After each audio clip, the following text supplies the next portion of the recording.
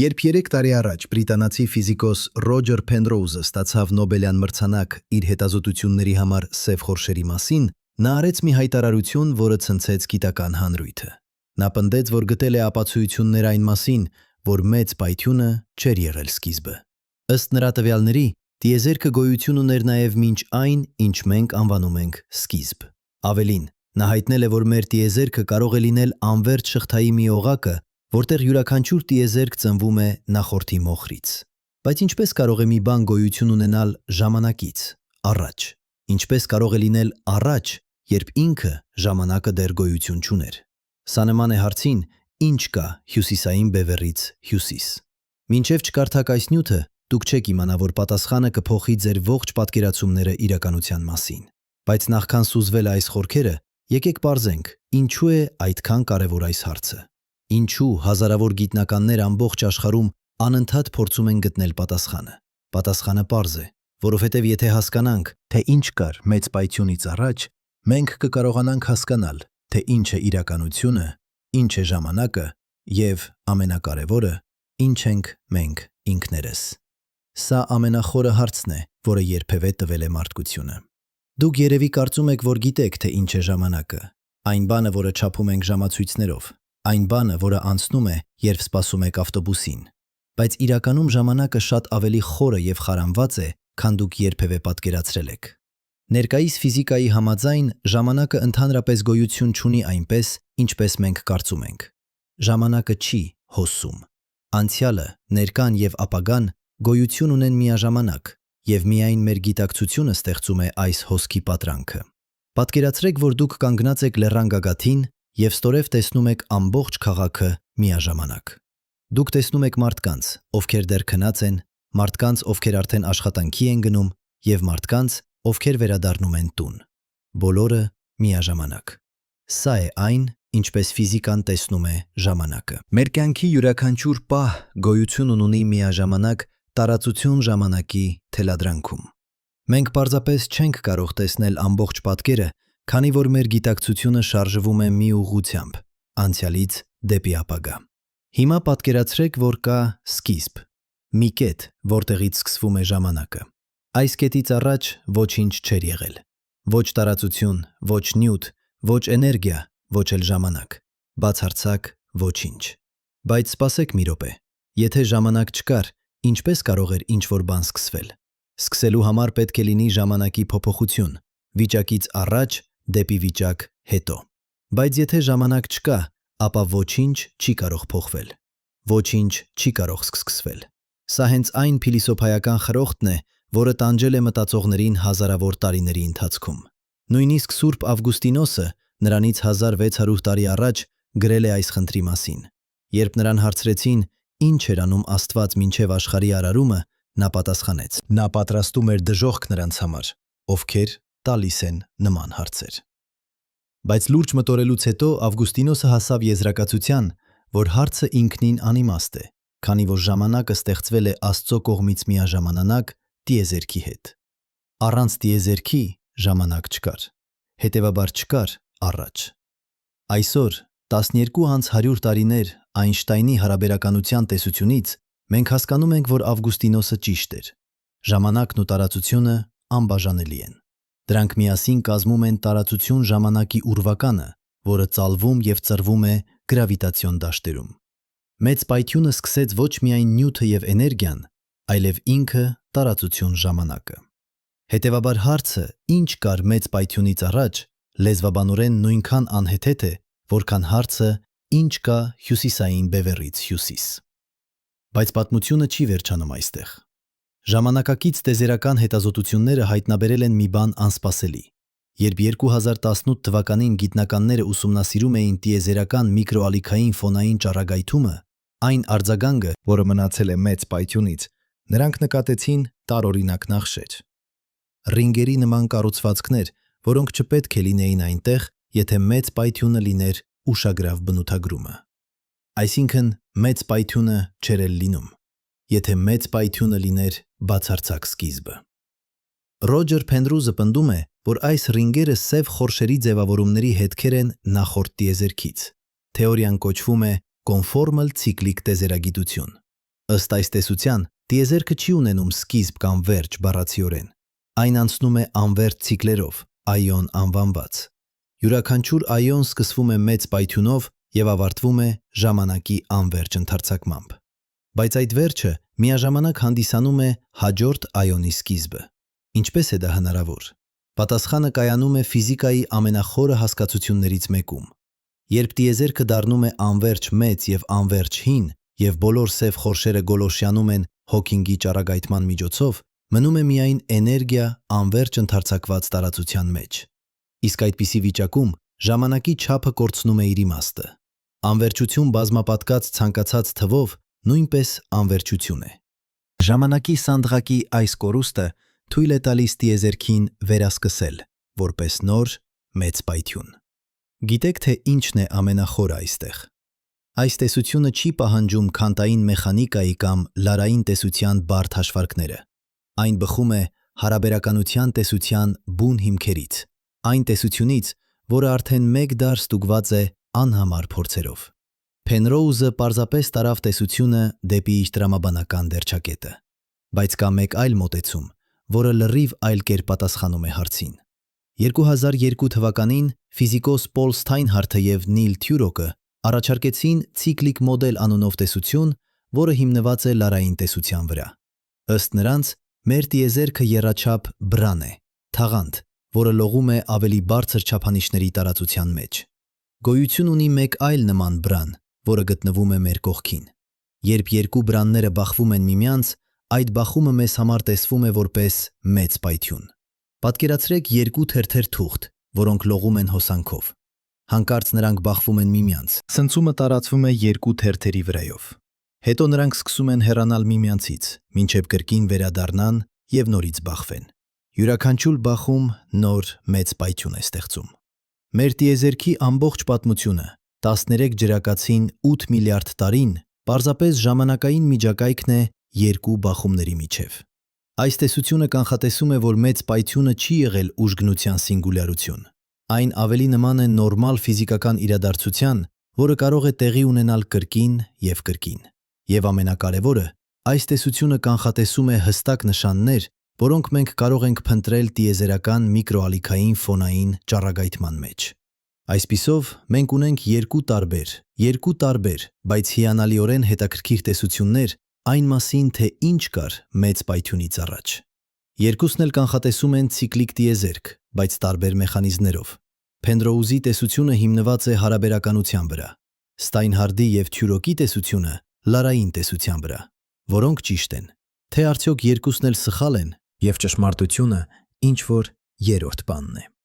Պատասխանը կգտնենք փորձարարական տվյալներում։ Գիտնականները այս պահին ուսումնասիրում են տիեզերական միկրոալիքային ֆոնային ճառագայթումը անհավատալի ճշգրտությամբ։ Պլանկի արբանյակը, որը գործել է 2000 թվականներից մինչև 2013 թվական, տվել է ամենամանրակրկիտ քարտեզը այս ճառագայթման, բայց նույնիսկ այդ տվյալները բավարար չեն եղել վերջնական պատասխանի համար։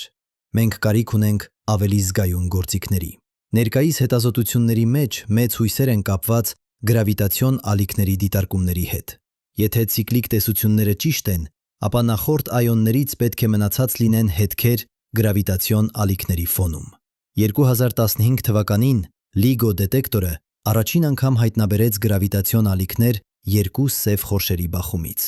Սա բացեց նոր դարաշրջան աստղաֆիզիկայում։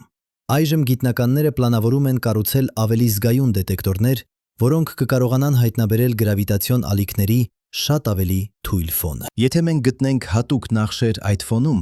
այն նախշեր, որոնք կանխատեսում են ցիկլիկ տեսությունները, դա կլինի հեղափոխություն մեր հասկացողության մեջ։ Բայց սպասեք, մեր պատմությունը դեռ շատ ավելի տարօրինակ կդառնա։ Կա երրորդ մոտեցում, որը ընդհանրապես հարցականի տակ է դնում մեծ պայթյունի անհրաժեշտությունը։ Այս մոտեցումը կոչվում է Eternal Inflation, հավերժական ինֆլյացիա։ Ըստ այս տեսության, մեծ պայթյունը չի եղել մի անվակ իրադարձություն, այլ մշտական պրոցես, որը շարունակվում է անվերջ։ Այս տեսությունը ստեղծել է ֆիզիկոս Ալան Գութը 1981 թվականին։ Նա հայտնաբերեց, որ քվանտային դաշտերի տատանումները կարող են հանգեցնել տարածության էքսպոնենցիալ ընդարձակման։ Այս պրոցեսը կոչվում է ինֆլյացիա։ Նույն այս ինֆլյացիան, ըստ ընդունված տեսության, տեղի ունեցավ մեծ պայթյունից անմիջապես հետո և տևեց անհավատալի կարճ ժամանակ, մոտավորապես 10 բարձրացված -30 երկրորդի հզորությամբ։ Բայց Գութը հասկացավ, որ եթե ինֆլյացիան սկսվում է, այն երբեք ամբողջովին չի դադարում։ Անհրաժեշտ է միայն, որ այն դադարի մեր տեղական շրջանում, բայց այլ տեղերում ինֆլյացիան շարունակվում է, և այդ շրջաններում նորից ծնվում են սովորական տիեզերքներ, ինչպես մերը։ Սա նման է քամու վարարման ջրի մակերևույթին։ Յուրաքանչյուր փուչիկ նոր տիեզերք է։ Այսպիսով, մեր տիեզերքը դառնում է ինֆինիտ բազմատիեզերքի մի փոքրիկ փուչիկ։ Մեր մեծ պայթյունը չի եղել սկիզբը, այլ պարզապես տեղական ինֆլյացիայի դադարումը։ Եվ այս պրոցեսը շարունակվում է հավերժ, առաջ և հետո։ Չկա բացարձակ սկիզբ, կա միայն անվերջ շղթա փուչիկների, յուրաքանչյուրը սեփական ֆիզիկական օրենքներով։ Գիտեք, թե ինչն է լավագույն մասը։ Այս տեսությունը կարող է փորձարկվել։ Եթե հավերժական ինֆլյացիան ճիշտ է, ապա տարբեր տիեզերքներից պետք է թողնել հետքեր մեր տիեզերական միկրոալիքային ֆոնում։ Այս հետքերը կլինեն փոքր անկանոնություններ, որոնք չեն համընկնում ստանդարտ ինֆլյացիայի մոդելի հետ։ Եվ գուցե մենք արդեն տեսնում ենք նշաններ։ 2013 թվականին Պլանկի արբանյակի տվյալները ցույց տվեցին մի տարօրինակ անոմալիա՝ ցուրտ տեղ։ Սա մեծ շրջան է երկնքում, որտեղ ջերմաստիճանը մի փոքր ցածր է, քան սպասվում էր։ Ինչու՞։ Մի տեսություն այն է, որ սա կարող է լինել մեկ այլ տիեզերքի հետ բախման հետքը, միլիարդավոր տարիներ առաջ, երբ մեր տիեզերքը դեռ շատ փոքր էր։ Եթե սա ճիշտ է, դուք պատկերացնում եք, թե ինչ է դա նշանակում։ Մենք ապրում ենք բազմատիեզերքում, որտեղ տիեզերքները կարող են միմյանց բախվել։ Մեր տիեզերքը բախվել է մեկ ուրիշի հետ, և հնարավոր է, որ նորից բախվենք ապագայում։ Ինչ կլինի այդ բախումից։ Արդյոք մեր տիեզերքը կոչնչանա, թե պարզապես կփոխվի մի փոքր։ Այս հարցերը միայն սկիզբն են։ Հիմա եկեք վերադառնանք մեր սկզբնական հարցին. ինչ կար մեծ պայթյունից առաջ։ Մենք տեսանք 3 տարբեր պատասխան. Penrose-ի կոնֆորմալ ցիկլիկ տեզերագիտությունը, Ստայնհարդի և Թյուրոկի բրանային բախման մոդելը և Գութի հավերժական ինֆլյացիան։ Յուրաքանչյուրը տալիս է տարբեր պատկեր, բայց բոլորն էլ համաձայն են մի բանում. հարցը «Ինչ կար առաջ» ունի իմաստ։ Պարզապես պետք է վերանայենք մեր հասկացողությունը այն մասին, թե ինչ է նշանակում առաջ։ Ավանդական տեսության համաձայն մեծ պայթյունը սինգուլյարություն է, որտեղ ֆիզիկայի բոլոր օրենքները խախտվում են։ Այս կետում խտությունը և ջերմաստիճանը դառնում են անվերջ։ Մաթեմատիկական հավասարումները տալիս են անվերջություն որպես պատասխան, ինչը ֆիզիկայի համար նշանակում է, մենք չգիտենք, թե ինչ է տեղի ունեցել այստեղ։ Սինգուլյարությունը ֆիզիկայի կործանումն է։ Բայց բոլոր 3 նոր տեսությունները վերացնում են սինգուլյարությունը։ Penrose-ի տեսության մեջ տիեզերքը երբեք չի հասնում անվերջ խտության։ Ստայնհարդի և Թյուրոկի մոդելում բրանների բախումը ստեղծում է նոր տիեզերք, առանց սինգուլյարության։ Գութի հավերժական ինֆլյացիայում կա միայն անվերջ շղթա տեղական մեծ պայթյունների, յուրաքանչյուրը նորմալ ֆիզիկական պրոցես։ Սա նշանակում է, որ մեր հիմնարար ընկալումը մեծ պայթյունի մասին պետք է փոխվի։ Դա ոչ թե սկիզբն է, այլ անցումը, ոչ թե ստեղծումը, այլ փոխակերպումը։ Եվ եթե դա ճիշտ է, ապա ամբողջ մեր հարցադրումը սխալ է եղել սկզբից։ Մենք պետք է հարցնեինք ոչ թե ինչ կար առաջ, այլ ինչ կար այժմ։ Այլ ինչ է այն մեծ պրոցեսը, որի մի փուլն է մեր մեծ պայթյունը։ Եվ սա մեզ բերում է ամենախորը հարցին. արդյոք իրականությունը հավերժական է։ Ուշադրություն դարձրեք այս արտառոց փաստին։ Ֆիզիկայի ժամանակակից տեսությունները բոլորը ցույց են տալիս, որ ամեն ինչ, ինչ սկիզբ ունի, նաև ունի վերջ։ Աստղերը ծնվում են և մեռնում են։ Գալակտիկաները ձևավորվում են և ցրվում են։ Նույնիսկ սև խորշերը գոլորշանում են։ Մաթեմատիկական կառույցներ ցույց են տալիս, որ մեր տիեզերքն էլ պետք է ունենա վերջ։ Բայց եթե տիեզերքը ցիկլիկ է, ապա յուրաքանչյուր վերջ միաժամանակ նոր սկիզբ է։ Մեր տիեզերքը կմահանա, բայց իր էներգիան կկատարի նոր մեծ պայթյուն։ Այս նոր տիեզերքը կմահանա և կծնի հաջորդը, և այսպես անվերջ։ Իրականությունը հավերժական է, ոչ թե որպես անփոփոխ ընդարձակություն, այլ որպես անվերջ ցիկլերի շղթա։ Ինչ է դա նշանակում մեր համար։ Նշանակում է, որ մենք կապված ենք անցյալի հետ, որը անհասանելի է գրանցման համար։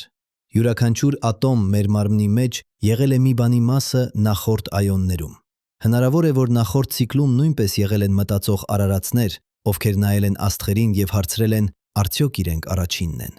Հնարավոր է, որ նրանք եկել են միևնույն եզրակացությունների, որ մենք հիմա ենք գալիս։ Կա կապ սրա հետ որևէ կերպով։ Հնարավոր է, որ տեղեկությունը կարող է անցնել մի այոնից մյուսը։ Փենդրոուզը պնդում է, որ այո, սև խորշերի միջոցով։ Երբ սև խորը գոլորշանում է հոքինգի ճառագայթման միջոցով վերջին պահերին այոնի, այն արձակում է էներգիա եւ տեղեկություն։ Այս տեղեկությունը մնում է որպես գրավիտացիոն ալիքների հետք, որը կարող է ազդել հաջորդ այոնի վրա։ Պատկերացրեք, մեր տիեզերքի ամենախորը կառուցվածքը կարող է պարունակել ծածկագրված տեղեկություն նախորդներից։ Նույնիսկ եթե մենք չենք կարող կարդալ այդ ծածկագիրը, այն այնուամենայնիվ ազդել է այն վրա, թե ինչպես է մեր տիեզերքը ձևավորվել։ Հնարավոր է, որ կյանքի ի հայտ գալն ու նույնիսկ գիտակցության առաջացումը ազդված են եղել փաստից, որ մեզնից առաջ կատարվել է ինչ-որ բան։ Բայց կա մի խնդիր. յուրաքանչյուր ցիկլ էնտրոպիա է ավելացնում։ Էնտրոպիան, անկարգության չափը, միշտ աճում է։ Սա թերմոդինամիկայի երկրորդ օրենքն է, որը համարվում է ամենաուժեղ օրենքներից մեկը ֆիզիկայում։ Հետևաբար, եթե տիեզերքը անցնում է անվերջ ցիկլերով, ապա յուրաքանչյուր հաջորդ ցիկլը պետք է լինի ավելի անկարգ, քան նախորդը։ Բայց սա հակասություն է։ Մեր տիեզերքը ունի հատուկ քանակությամբ էնտրոպիա։ Եթե ցիկլերը անվերջ են անցյալում, ապա մեր տիեզերքը պետք է ունենար անվերջ էնտրոպիա, բայց չունի։ Հետևաբար, կամ ցիկլերը սահմանափակ են, կամ կա մի բան, որը թույլ է տալիս էնտրոպիային վերակայվել։ Բայց ինչ։ Փենդրուզը հավատում է, որ պատասխանը կոնֆորմալ սիմետրիայի մեջ է։ Երբ տիեզերքը դառնում է անվերջ հին եւ բոլոր մասսայական մասնիկները քայքայվում են, տարածությունը կորցնում է իր սանդղակը։ Սա նշանակում է, որ մեծ ու փոքր դառնում են անտարբերելի։ Եվ այդ վիճակում էնտրոպիան կարող է մոռանալ իր բարձր արժեքը։ Նոր ցիկլը սկսվում է ցածր էնտրոպիայով եւ process-ը կրկնվում է։ Դա հիասքանչ գաղափար է, բայց դեռևս չստուգված։ Եթե սա ճիշտ է, ապա մենք իսկապես ապրում ենք անվերջ վերածնվող տիեզերքում։ Եթե սխալ է, ապա կամ ցիկլերը սահմանափակ են, կամ ամբողջ ցիկլիկ մոդելը սխալ է։ Այս կետում դուք գուցե մտածում եք, արդյոք մենք երբևէ կիմանանք ճշմարտությունը։ Արդյոք կարող են այս հարցերը մնալ հավերժ անպատասխան։ Դա հիմնավոր մտահոգություն է, բայց պատմությունը մեզ ցույց է տվել, որ մարդկությունը բազմիցս պատասխանել է հարցերի, որոնք թվում էին անպատասխան։ 200 տարի առաջ գիտնականները չէին կարող չափել աստղերի հեռավորությունը։ 100 տարի առաջ նրանք չէին կարող պատկերացնել ատոմների ներսը։ 50 տարի առաջ նրանք չէին կարող հայտնաբերել գրավիտացիոն ալիքները։ Այսօր մենք կարող ենք անել այս ամենը։ Եվ հաջորդ տասնամյակներում մենք կկառուցենք գործիքներ, որոնք կթույլ տան մեզ փորձարկել այս տեսությունները։ Պլանավորվում է մի քանի հսկայական պրոյեկտներ։ Լիզա արբանյակային գրավիտացիոն ալիքների դետեկտորը, որը պլանավորված է 2034 թվականին, կկարողանա հայտնաբերել գրավիտացիոն ալիքներ մեծ պայթյունից անմիջապես հետո։ Հաջորդ սերնդի տիեզերական միկրոալիքային ֆոնային ճառագայթման դիտակներից, որոնք կթողարկվեն հաջորդ տասնամյակներում, կարող են հայտնաբերել նախշերը, որոնք ցույց կտան ցիկլիկ տիեզերքի հետքեր։ Բայց կարող է լինել, որ պատասխանը գա անսպասելի ուղղությունից։ Հնարավոր է, որ քանտային գրավիտացիայի տեսությունը, երբ վերջապես ստեղծվի, կտա մեզ ամբողջովին նոր հասկացողություն այն մասին, թե ինչ է մեծ պայթյունը։ Լարային տեսությունը, հանգույցային քանտային գրավիտացիան կամ լրիվ նոր գաղափար, որը դեռ չի ծնվել, կարող են լինել բանալին։ Ամենակարևորը հասկանալն է, որ մենք գտնվում ենք անհավատալի պահի։ Սթիվեն Հոքինգը մինչև իր մահը 2018 թվականին ասում էր, որ մենք ապրում ենք գիտության ոսկե դարաշրջանում։ Առաջին անգամ պատմության մեջ մենք ունենք գործիքները եւ մաթեմատիկական այարատը։ Տիեզերագիտության խորագույն հարցերին պատասխանելու համար։ Արդյոք մենք կգտնենք վերջնական պատասխանը։ Գուցե ոչ, բայց յուրաքանչյուր քայլ դեպի հասկանալը մեզ բերում է ավելի մոտ այն բանին, ինչ մենք իրականում ենք։ Եվ սա գուցե ամենակարևորն է։ Ոչ թե վերջնական պատասխանը, այլ ճանապարհը դեպի այն։ Այժմ եկեք խորանանք մեկ այլ հարցում, որը սերտորեն կապված է մեր թեմայի հետ։ Եթե տիեզերքը ցիկլիկ է, արդյոք ամեն ինչ կրկնվում է։ Արդյոք մենք արդեն ապրել ենք այս կյանքը անթիվ անգամներ նախկինում։ Արդյոք կապրենք նորից անթիվ անգամներ ապագայում։ Սա հին փիլիսոփայական հարցն է, հավերժական վերադարձի մասին։ Նիցշեն, գերմանացի փիլիսոփը, հասկացրել էր այս գաղափարը 19-րդ դարում։ Նա ասաց, որ եթե ժամանակը անվերջ է եւ նյութի քանակը սահմանափակ, ապա յուրաքանչյուր հնարավոր կոնֆիգուրացիա պետք է կրկնվի անվերջ անգամներ։ Ձեր կյանքը,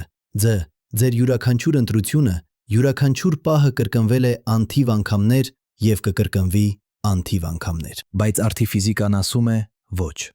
Նույնիսկ եթե տիեզերքը ցիկլիկ է, յուրաքանչյուր ցիկլ հավանաբար տարբեր կլինի։ Քանտային տատանումները մեծ պայթյունի ժամանակ ստեղծում են պատահական փոփոխություններ։ Յուրաքանչյուր նոր տիեզերք կունենա փոքրինչ տարբեր ֆիզիկական օրենքներ, տարբեր ֆունդամենտալ հաստատուններ, եւ այս տարբերություններն անխուսափելիորեն կհանգեցնեն տարբեր պատմության։ Պատկերացրեք դրա հետևանքները։ Նախորդ ցիկլում կարող էր գոյություն ունենալ երկիր, բայց այն կարող էր տարբերվել մեր երկրից։ Գուցե կյանքը երբեք չի զարգացել, կամ գուցե զարգացել է, բայց ավելի արագ, եւ մարդկությունը արդեն հասել է աստղերին միլիոններ տարիներ առաջ։ Կամ գուցե կա բացարձակ այլ ձևի կյանք, որը մենք նույնիսկ չենք կարող պատկերացնել։ Հետևյալ ցիկլում կլինի նորից տարբեր։ Գուցե մեր արեգակի նմանակը երբեք չի ձևավորվի, կամ կձևավորվի, բայց շրջապատված 10 մոլորակներով փոխարեն 8-ի, եւ երկրորդ մոլորակը կլինի բնակելի, ոչ թե երրորդը։ Եվ այնտեղ կյանքը կզարգացնի լրիվ այլ ինտելեկտ։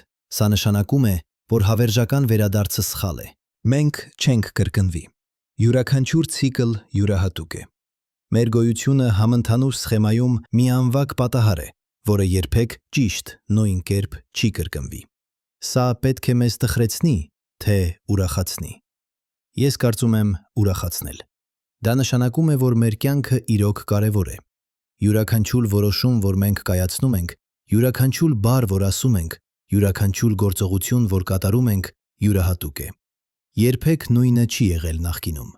Երբեք նույնը չի լինի ապագայում։ Մենք իրոք ազատ ենք ստեղծելու մեր սեփական ճանապարհը, բայց դա նաև մեզ տալիս է պատասխանատվություն։ Եթե մեր գոյությունը մի անվագ է, ապա մենք պարտավոր ենք լինել լավագույնը, ինչ կարող ենք լինել։ Մենք պարտավոր ենք օգտագործել մեր ժամանակը իմաստալիորեն, քանի որ երբ այն անցնի, այն չի վերադառնա։ Հիմա եկեք դիտարկենք մեկ այլ գաղափար, որը դարձնում է ամբողջ պատմությունը ևս ավելի տարօրինակ։ Ձեր կարծիքով ինչքան մեծ է բազմատիեզերքը։ Եթե հավերժական ինֆլյացիան ճիշտ է, ապա կան անվերջ տիեզերքներ։ Սա նշանակում է, որ կան տիեզերքներ, որոնք գրեթե նույնական են մերին։ Տիեզերքներ, որտեղ դուք գոյություն ունեք, բայց կատարել եք փոքր-ինչ տարբեր ընտրություններ։ Տիեզերք, որտեղ դուք չկարդացիք այս տեքստը։ Տիեզերք, որտեղ դուք երբեք չծնվեցիք։ Սա կոչվում է մոդալ ռեալիզմ։ Յուրաքանչյուր հնարավոր իրականությունը իրոք գոյություն ունի ինչ որտեղ բազմատիեզերքում։ Եթե դա ճիշտ է, ապա յուրաքանչյուր ընտրություն, որ դուք կատարում եք, ստեղծում է ճյուղավորում։ Մի տիեզերքում դուք ընտրում եք A, մեկ այլում B, եւ երկու տիեզերքներն էլ հավասար իրական են։ Բայց սպասեք, եթե կան անվերջ տիեզերքներ, ապա պետք է լինեն նաև տիեզերքներ, որտեղ ֆիզիկան լրիվ այլ է։ Տիեզերքներ, որտեղ էլեկտրոնները 2 անգամ ավելի ծանր են։ Տիեզերքներ, որտեղ չկա գրավիտացիա։ Տիեզերքներ, որտեղ կա 5 սպացիալ չափում, ոչ թե 3։ Եվ հենց այստեղ բազմատիեզերքի գաղափարը դառնում է իրոք տարօրինակ։ Քանի որ մեծ մասը այդ տիեզերքների երի չեն կարող ունենալ կյանք, մեծ մասը չեն կարող նույնիսկ ունենալ ատոմներ։ Ֆիզիկական հաստատունները պետք է լինեն շատ հատուկ, որ թույլ տան բարդ կառուցվածքների ձևավորումը։ Քիչ ավելի ուժեղ գրավիտացիա, եւ բոլոր աստղերը կվիրավառվեն չափազանց արագ։ Քիչ ավելի թույլ, եւ աստղերը երբեք չեն վառվի։ Սա կոչվում է անտրոպիկ սկզբունք։ Գաղափարն այն է, որ տիեզերքը թվում է ստեղծված կյանքի համար, քանի որ մենք գոյություն ունենք միայն այն տիեզերքներում, որոնք թույլ են տալիս մեր գոյությունը։ Մենք չենք կարող դիտել տիեզերք, որտեղ կյանքը անհնար է, քանի որ այնտեղ չկա ոչ ոք դիտելու համար։ Սա սելեկցիոն էֆեկտ է։ Պատկերացրեք, որ դուք անկողնում հայտնաբերում եք, որ բոլոր կոստիկները կարմիր են։ Դուք կարող եք եզրակացնել, որ կարմիր կոստիկները գերիշխում են, բայց իրականում դուք պարզապես չեք տեսնում սև կոստիկները, քանի որ լույսը անջատված է։ Մեզ հետ նույնն է։ Մենք տեսնում ենք միայն այն տիեզերքները, որոնք լուսավորված են կյանքի լույսով, բայց սա բերում է խորը փիլիսոփայական հարցի։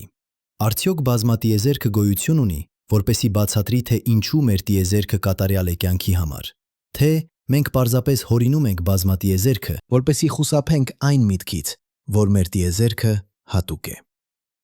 Ֆիզիկոս Մարտին Ռիսը, թագավորական աստրոնոմի աստղադիտարանի տնօրենը, հաշվարկել է, որ կան 6 ֆունդամենտալ հաստատուններ, որոնք պետք է լինեն հենց այդպիսին, ինչպիսին են, որպեսզի կյանքը հնարավոր լինի։ Եթե որևէ մեկը փոխվեր նույնիսկ 1%-ի 1/10-ով, տիեզերքը կլիներ ամայի։ 6 թիվ, որոնք չափում են ուժերի ուժը, մասնիկների զանգվածը և տարածության ընդարձակման արագությունը։ Ինչու են այդ թվերը հենց այդպիսին։ Մի պատասխան. բազմատիեզերքը։ Անվերջ տիեզերքներում բոլոր հնարավոր կոմբինացիաները փորձարկվում են։ Մենք պարզապես ապրում ենք այն հազվագյուտ տիեզերքներից մեկում, որտեղ թվերը ճիշտ են։ Մեկ այլ պատասխան. դիզայն։ Ինչ-որ մեկը կամ ինչ-որ բանը կարգավորել է այդ պարամետրերը, բայց դա մեզ բերում է աստվածաբանության, ոչ թե ֆիզիկայի։ Գիտնականների մեծ մասը նախընտրում է բազմատիեզերքիթի բացատրությունը, քանի որ այն չի պահանջում գերբնական միջամտություն։ Այն պարզապես պահանջում է, որ անհավատալի մեծ թվով տիեզերքներ գոյություն ունենան։ Եվ եթե հավերժական ինֆլյացիան ճիշտ է, ապա այդպիսի տիեզերքները իրոք գոյություն ունեն։ Բայց ես ուզում եմ խոսել մի բանի մասին, որի մասին գիտնականները հազվադեպ են խոսում հանրության հետ։ Կան լուրջ խնդիրներ բազմատիեզերքի տեսության հետ։ Առաջինը, այն սկզբունքորեն անստուգելի է։ Մենք երբեք չենք կարող դիտել մեկ այլ տիեզերք։ Մենք անջատված ենք իրարից։ Իսկ եթե մի տեսություն չի կարող փորձարկվել, արդյոք այն ֆիզիկա է, թե մետաֆիզիկա։ Երկրորդ խնդիրը կոչվում է չափի խնդիր։ Եթե կան անվերջ տիեզերքներ, ինչպես հաշվել հավանականանությունները։ Անվերջ բաժանված անվերջի վրա տալիս է անորոշ արդյունք։ Ձեր ցանկացած դիտարկումը, անկախ նրանից որքան անհավանական է, ունի անվերջ տիեզերքներ, որտեղ այն տեղի է ունեցել։ Հետևաբար տեսությունը կարող է կանխատեսել ամեն ինչ և ոչինչ միաժամանակ։ Երրորդ խնդիրը ավելի վատ է։ Եթե կան անվերջ տիեզերքներ, ապա պետք է լինեն անվերջ պատճենները ձեզանից։ Ոչ միայն պատճենները, որոնք կատարում են տարբեր ընտրություններ, այլև ճիշտ նույն պատճենները։ Անվերջում ամեն ինչ կրկնվում է։ Սա նշանակում է, որ հավերժական վերադարձը վերադառնում է, քանի որ անվերջ տիեզերքներում անվերջ անգամներ տեղի են ունենում նույն իրադարձությունները։ Գիտեք, թե ինչն է այստեղ իրոք տարօրինակ։ Ֆիզիկոսների մեծ մասը համաձայն են, որ բազմատիեզերքը հնարավոր է, բայց նրանք լավ չեն զգում դրա մասին։ Սա խախտում է գիտության ավանդական սկզբունքը՝ Օկկամի ածելին։ Ամենապարզ բացատրությունը հաճախ ճիշտ է, բայց արդյոք անվերջ տիեզերքները պարզ են։ Թե սա ամենաբարդ բացատրությունն է, որ երբևէ առաջարկվել է։ Գուցե խնդիրը մեր մտածելակերպի մեջ է։ Գուցե մենք փորձում ենք հարցադրել սխալ հարցերը։ Գուցե ինչ կար առաջ հարցը նման է հարցին, որտեղ գտնվում է թագավորը շախմատի խաղը սկսելուց առաջ։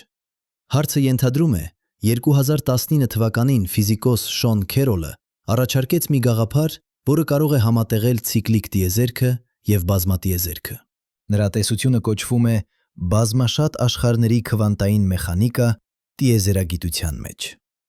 Սա հիմնված է մի գաղափարի վրա, որը կոչվում է Էվերետտի բազմաշատ աշխարհների ինտերպրետացիա։ Ըստ քվանտային մեխանիկայի, մինչև դիտարկումը մասնիկները գոյություն ունեն բոլոր հնարավոր վիճակներում միաժամանակ։ Սա կոչվում է սուպերպոզիցիա։ Երբ դուք դիտարկում եք, ալիքային ֆունկցիան փլուզվում է մեկ հատուկ վիճակի, բայց Հյու Էվերետտը, երիտասարդ ֆիզիկոս, 1950 թվականին հարցրեց. ինչու։ Նրա պատասխանը՝ այն չի փլուզվում։ Ամբողջ հնարավոր արդյունքները տեղի են ունենում։ Պարզապես յուրաքանչյուր արդյունք տեղի է ունենում տարբեր։ Երբ դուք չափում եք էլեկտրոնի սպինը և ստանում վերև, կա մեկ այլ ճյուղ, որտեղ դուք ստացաք ներքև։ Երկու դուք գոյություն ունեն հիմա, յուրաքանչյուրը տարբեր իրականությունում։ Սա հիասքանչ տարօրինակ է, բայց մաթեմատիկորեն այն աշխատում է կատարյալ։ Եվ ավելին, այն վերացնում է քվանտային մեխանիկայի ամենախորը խորհուրդը՝ չափման խնդիր։ Ալիքային ֆունկցիան երբեք չի փլուզվում։ Այն պարզապես շարունակում է զարգանալ, ստեղծելով անվերջ ճյուղավորումներ։ Հիմա Շոն Քերոլը տարավ այս գաղափարը դեպի տիեզերագիտությունը։ Նա ասաց. ինչ կլինի, եթե ամբողջ տիեզերքը քվանտային վիճակում է, ապա մեծ պայթյունը ինքը պետք է լիներ քվանտային իրադարձություն։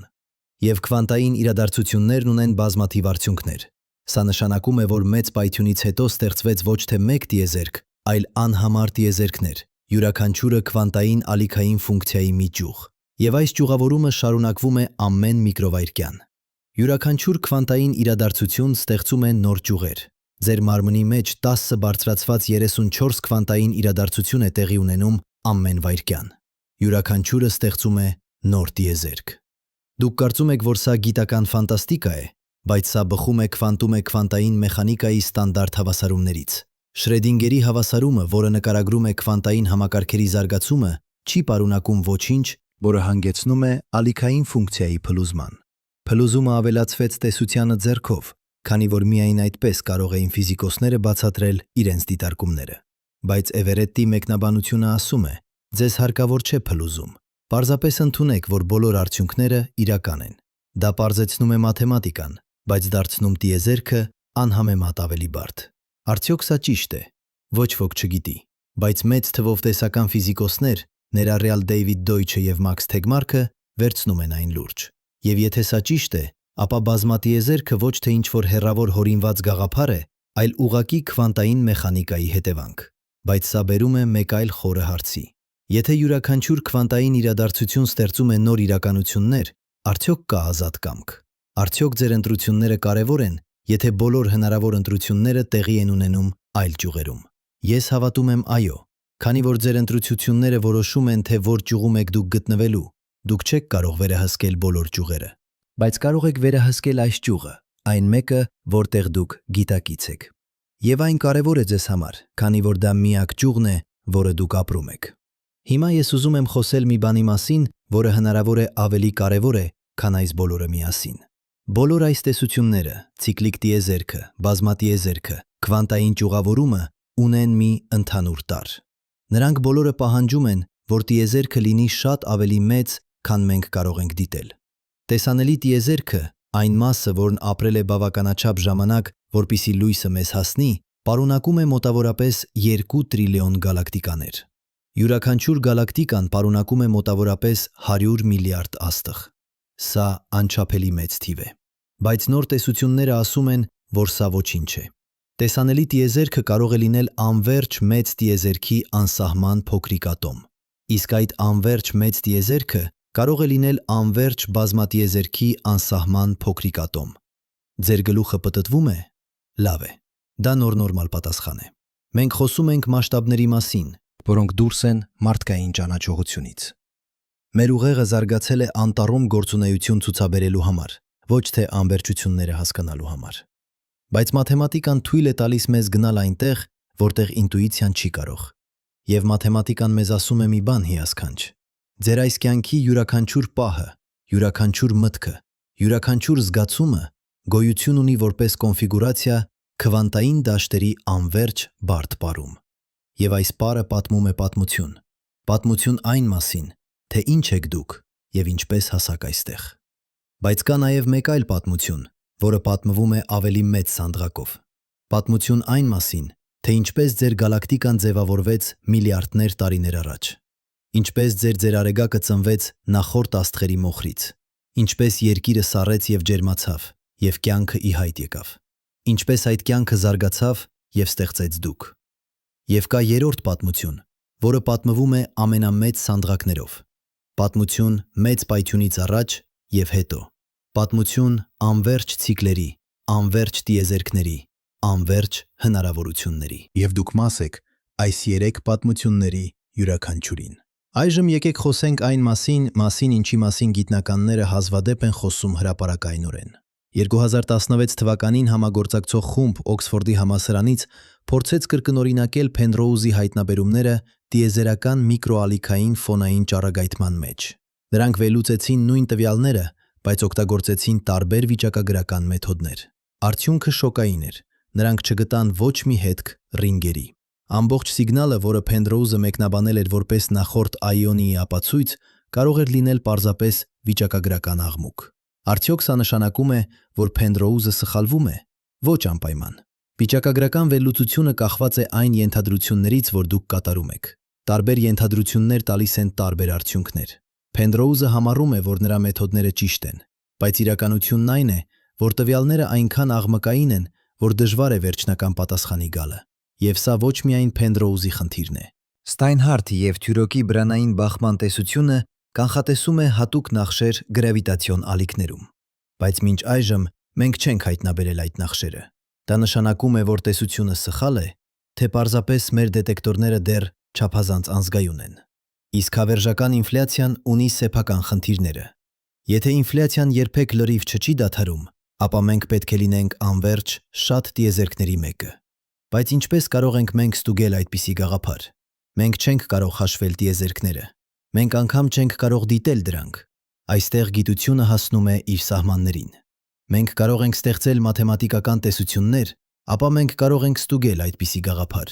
Մենք չենք կարող հաշվել տիեզերքները։ Մենք անգամ չենք կարող դիտել դրանք։ Այստեղ գիտությունը հասնում է իր սահմաններին։ Մենք կարող ենք ստեղծել մաթեմատիկական տեսություններ, ապա մենք կարող ենք ստուգել այդպիսի գաղափար։ Մենք չենք կարող հաշվել տիեզերքները։ Մենք անգամ չենք կարող դիտել դրանք։ Այստեղ գիտությունը հասնում է իր սահմաններին։ Մենք կարող ենք ստեղծել մաթեմատիկական տեսություններ, ապա մենք կարող ենք ստուգել այդպիսի գաղափար։ Մենք չենք կարող հաշվել տիեզերքները։ Մենք անգամ չենք կարող դիտել դրանք։ Այստեղ գիտությունը հասնում է իր սահմաններին։ Մենք կարող ենք ստեղծել մաթեմատիկական տեսություն, որ երբեք չունենանք։ Սա նշանակում է, որ մենք պետք է հրաժարվենք։ Ոչ, սա նշանակում է, որ մենք պետք է լինենք ավելի զգույշ մեր պնդումների հետ։ Երբ գիտնական ասում է հնարավոր է, մարդիկ հաճախ լսում են ապացուցված է։ Բայց սա երկու տարբեր բաներ են։ Penrose-ի կոնֆորմալ ցիկլիկ տիեզերագիտությունը հնարավոր է։ Բրանային բախումը հնարավոր է։ Հավերժական ինֆլյացիան հնարավոր է։ Բազմաշատ աշխարհները հնարավոր են, բայց որոնք ճիշտ են, մենք դեռ չգիտենք։ Եվ գուցե ամենախորը հարցը այս է. կարող ենք մենք երբևէ իմանալ։ Կան ֆիլիսոփաներ, ովքեր պնդում են, որ որոշ հարցեր սկզբունքորեն անպատասխան են։ Ոչ թե որովհետև մենք ավելի խելացի չենք, այլ որովհետև հարցերը ինքնին խնդրահարույց են։ Ինչ կար մեծ պայթյունից առաջ, կարող է լինել նման հարցը։ Հարցը, որը ենթադրում է կոնցեպտ, որը կիրառելի չէ։ Բայց ես չեմ համաձայնվում այս վճռական վերաբերմունքի հետ։ Պատմությունը լի է օրինակներով, երբ մարդիկ պնդում էին, որ ինչ-որ բան անիմանալի է, միայն այն, որ հետո ինչ-որ մեկը գտներ պատասխանը։ Ժամանակին մարդիկ կարծում էին, որ մենք երբեք չենք իմանա, թե ինչից են կազմված աստղերը։ Հետո մենք գտանք սպեկտրոսկոպիան։ Մարդիկ կարծում էին, որ մենք երբեք չենք կարող տեսնել ատոմները։ Հետո մենք գտանք էլեկտրոնային միկրոսկոպը։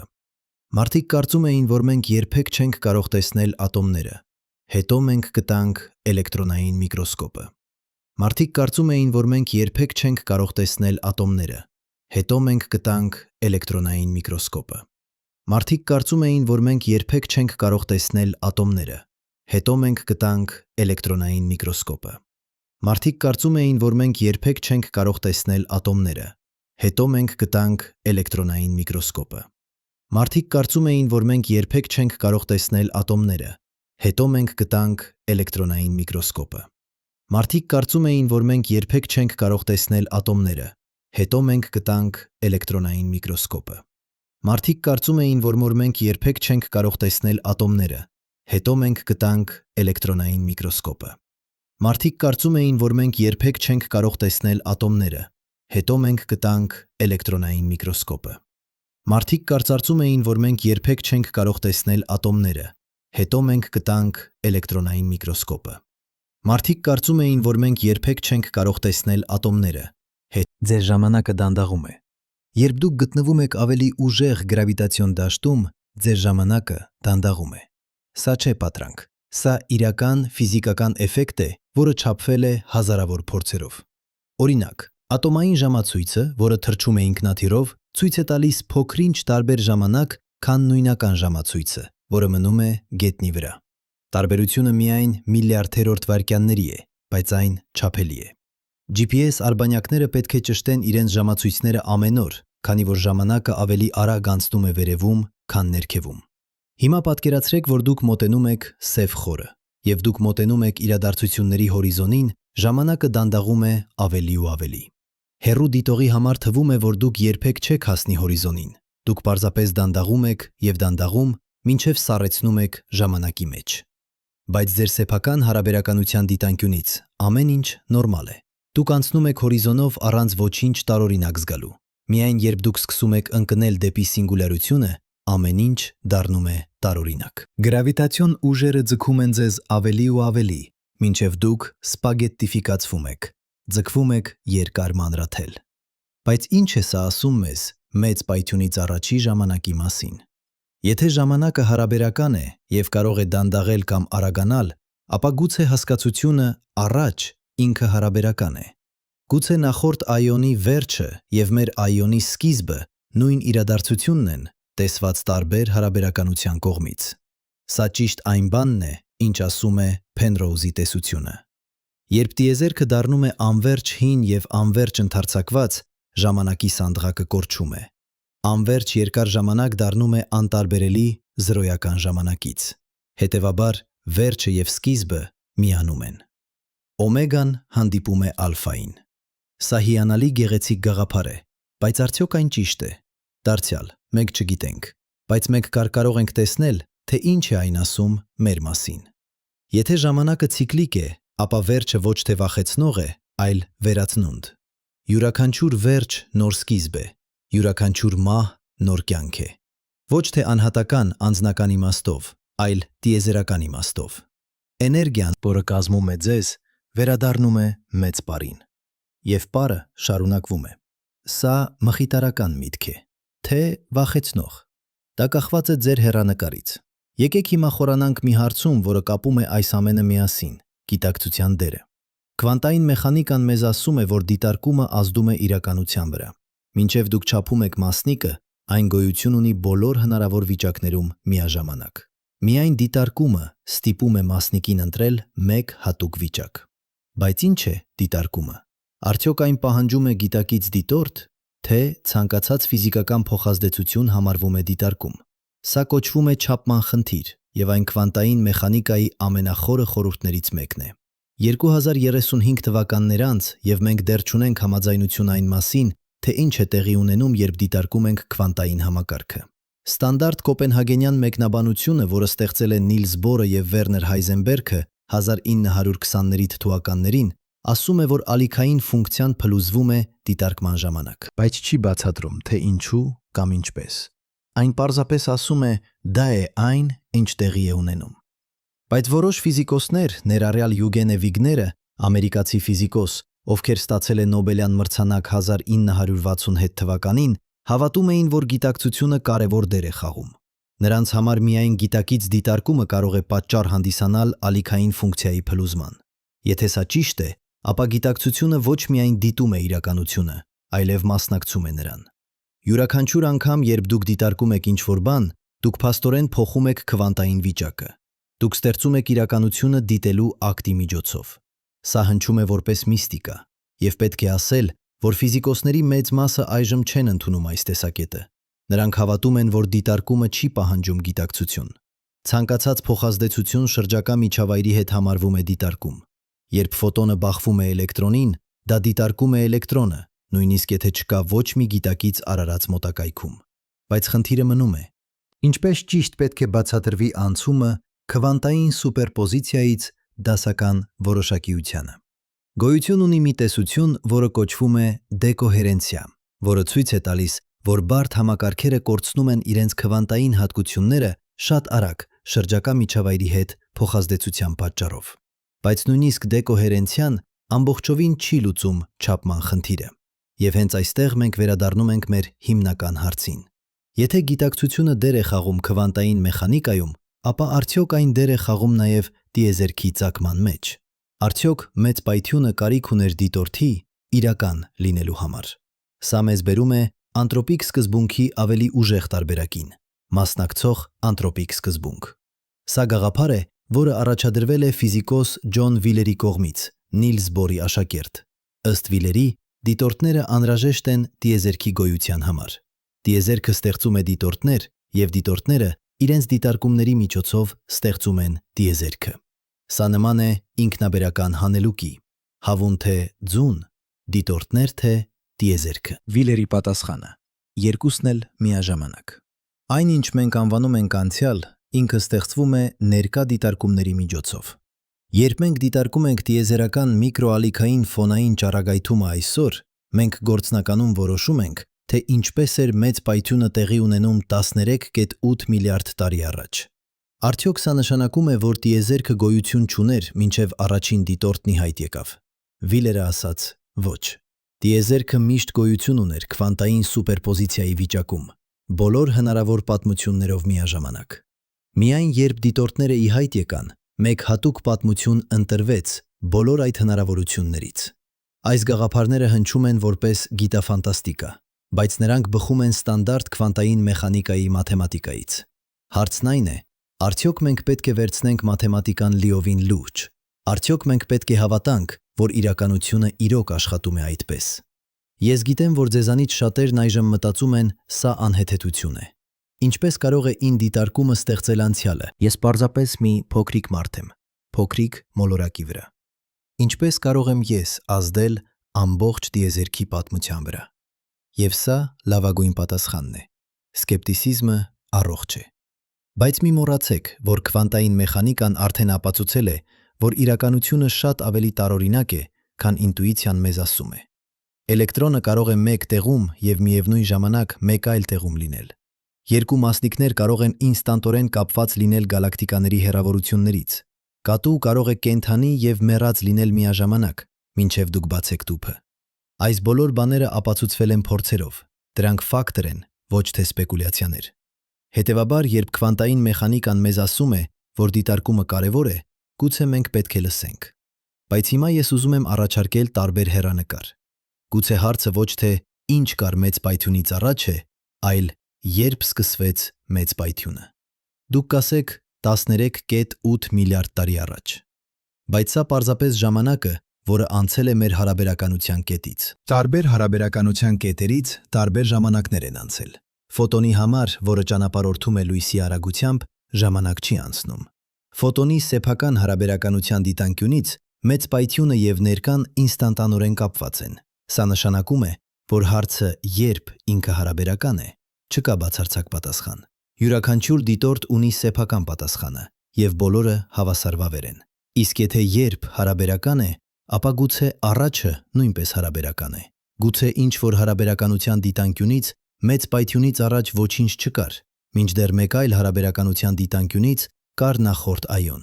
Երկու տեսակետներն էլ ճիշտ են, քանի որ իրականությունը ինքը հարաբերական է։ Սա կարող է թվալ խճճված, բայց հիշեք, Այնշտայնը մեզ սովորեցրեց, որ տարածությունը և ժամանակը հարաբերական են։ Երկու դիտորդներ, ովքեր շարժվում են տարբեր արագություններով, կտեսնեն տարբեր տարածական հեռավորություններ և տարբեր ժամանակային ընդմիջումներ միևնույն իրադարձությունների միջև, և երկուսն էլ ճիշտ են։ Այսպիսով, թերևս իրականությունը բազմադիմակ է։ Տարբեր հեռանկարներից այն տեսվում է տարբեր, և չկա մի ճիշտ հեռանկար, որը ավելի ճշմարիտ է, քան մյուսները։ Ամենը կախված է նրանից, թե որտեղ եք դուք կանգնած և ինչպես շարժվում եք։ Այս տեսանկյունից մեծ պայթյունը ոչ թե իրադարձություն է, որը տեղի է ունեցել 13.8 միլիարդ տարի առաջ։ Այն սահմանն է, որտեղ մեր մաթեմատիկան խափանվում է։ Կետ, որտեղ տարածությունը և ժամանակը դառնում են այնքան խտացված, որ մեր ներկա ֆիզիկան չի կարող նկարագրել, թե ինչ է տեղի ունենում։ Բայց դա չի նշանակում, որ ոչինչ չէր տեղի ունենում։ Դա նշանակում է միայն, որ մենք չունենք ճիշտ տեսությունը դեռևս։ Մենք կարիք ունենք քվանտային գրավիտացիայի տեսության, որը միավորում է քվանտային մեխանիկան և հարաբերականությունը։ Եվ երբ մենք ունենանք այդ տեսությունը, գուցե մենք կկարողանանք տեսնել ավելի հետո, քան մեծ պայթյունը։ Կան մի քանի թեկնածուներ քվանտային գրավիտացիայի տեսության համար։ Լարային տեսուցեսությունը ամենահայտնին է։ Հանգույցային քվանտային գրավիտացիան մեկ այլն է։ Կաուզալ հավաքածուների տեսությունը երրորդն է։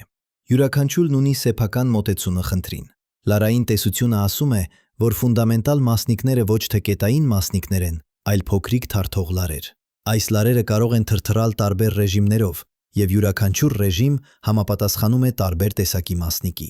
Էլեկտրոնը մի ռեժիմ է, քվարկը մեկ այլ ռեժիմ է, գրավիտոնը, հիպոթետիկ գրավիտացիայի մասնիկը երրորդ ռեժիմ է։ Լարային տեսությունը պահանջում է 10 կամ 11 տարածական չափումներ, ոչ թե 3, որ մենք զգում ենք։ Լրացուցիչ չափումները ենթադրվում է, որ փաթաթված են այնքան փոքր, որ մենք չենք կարող հայտնաբերել դրանք։ Սա հնչում է էկզոտիկ, բայց մաթեմատիկորեն այն աշխատում է գեղեցիկ։ Հանգույցային քվանտային գրավիտացիան տարբեր մոտեցում է։ Այն ասում է, որ տարածությունը ինքը քվանտավորված է։ Գոյություն ունեն անհատական ատոմներ տարածության, որոնք կապված են միմյանց հետ, կազմելով ցանց։ Տարածության կարբուկը նման է ծովի երեսին, հարթ հեռվից, բայց կոպիկավոր մոտիկից։ Այս տեսությունը պահանջում է միայն 3 տարածական չափում,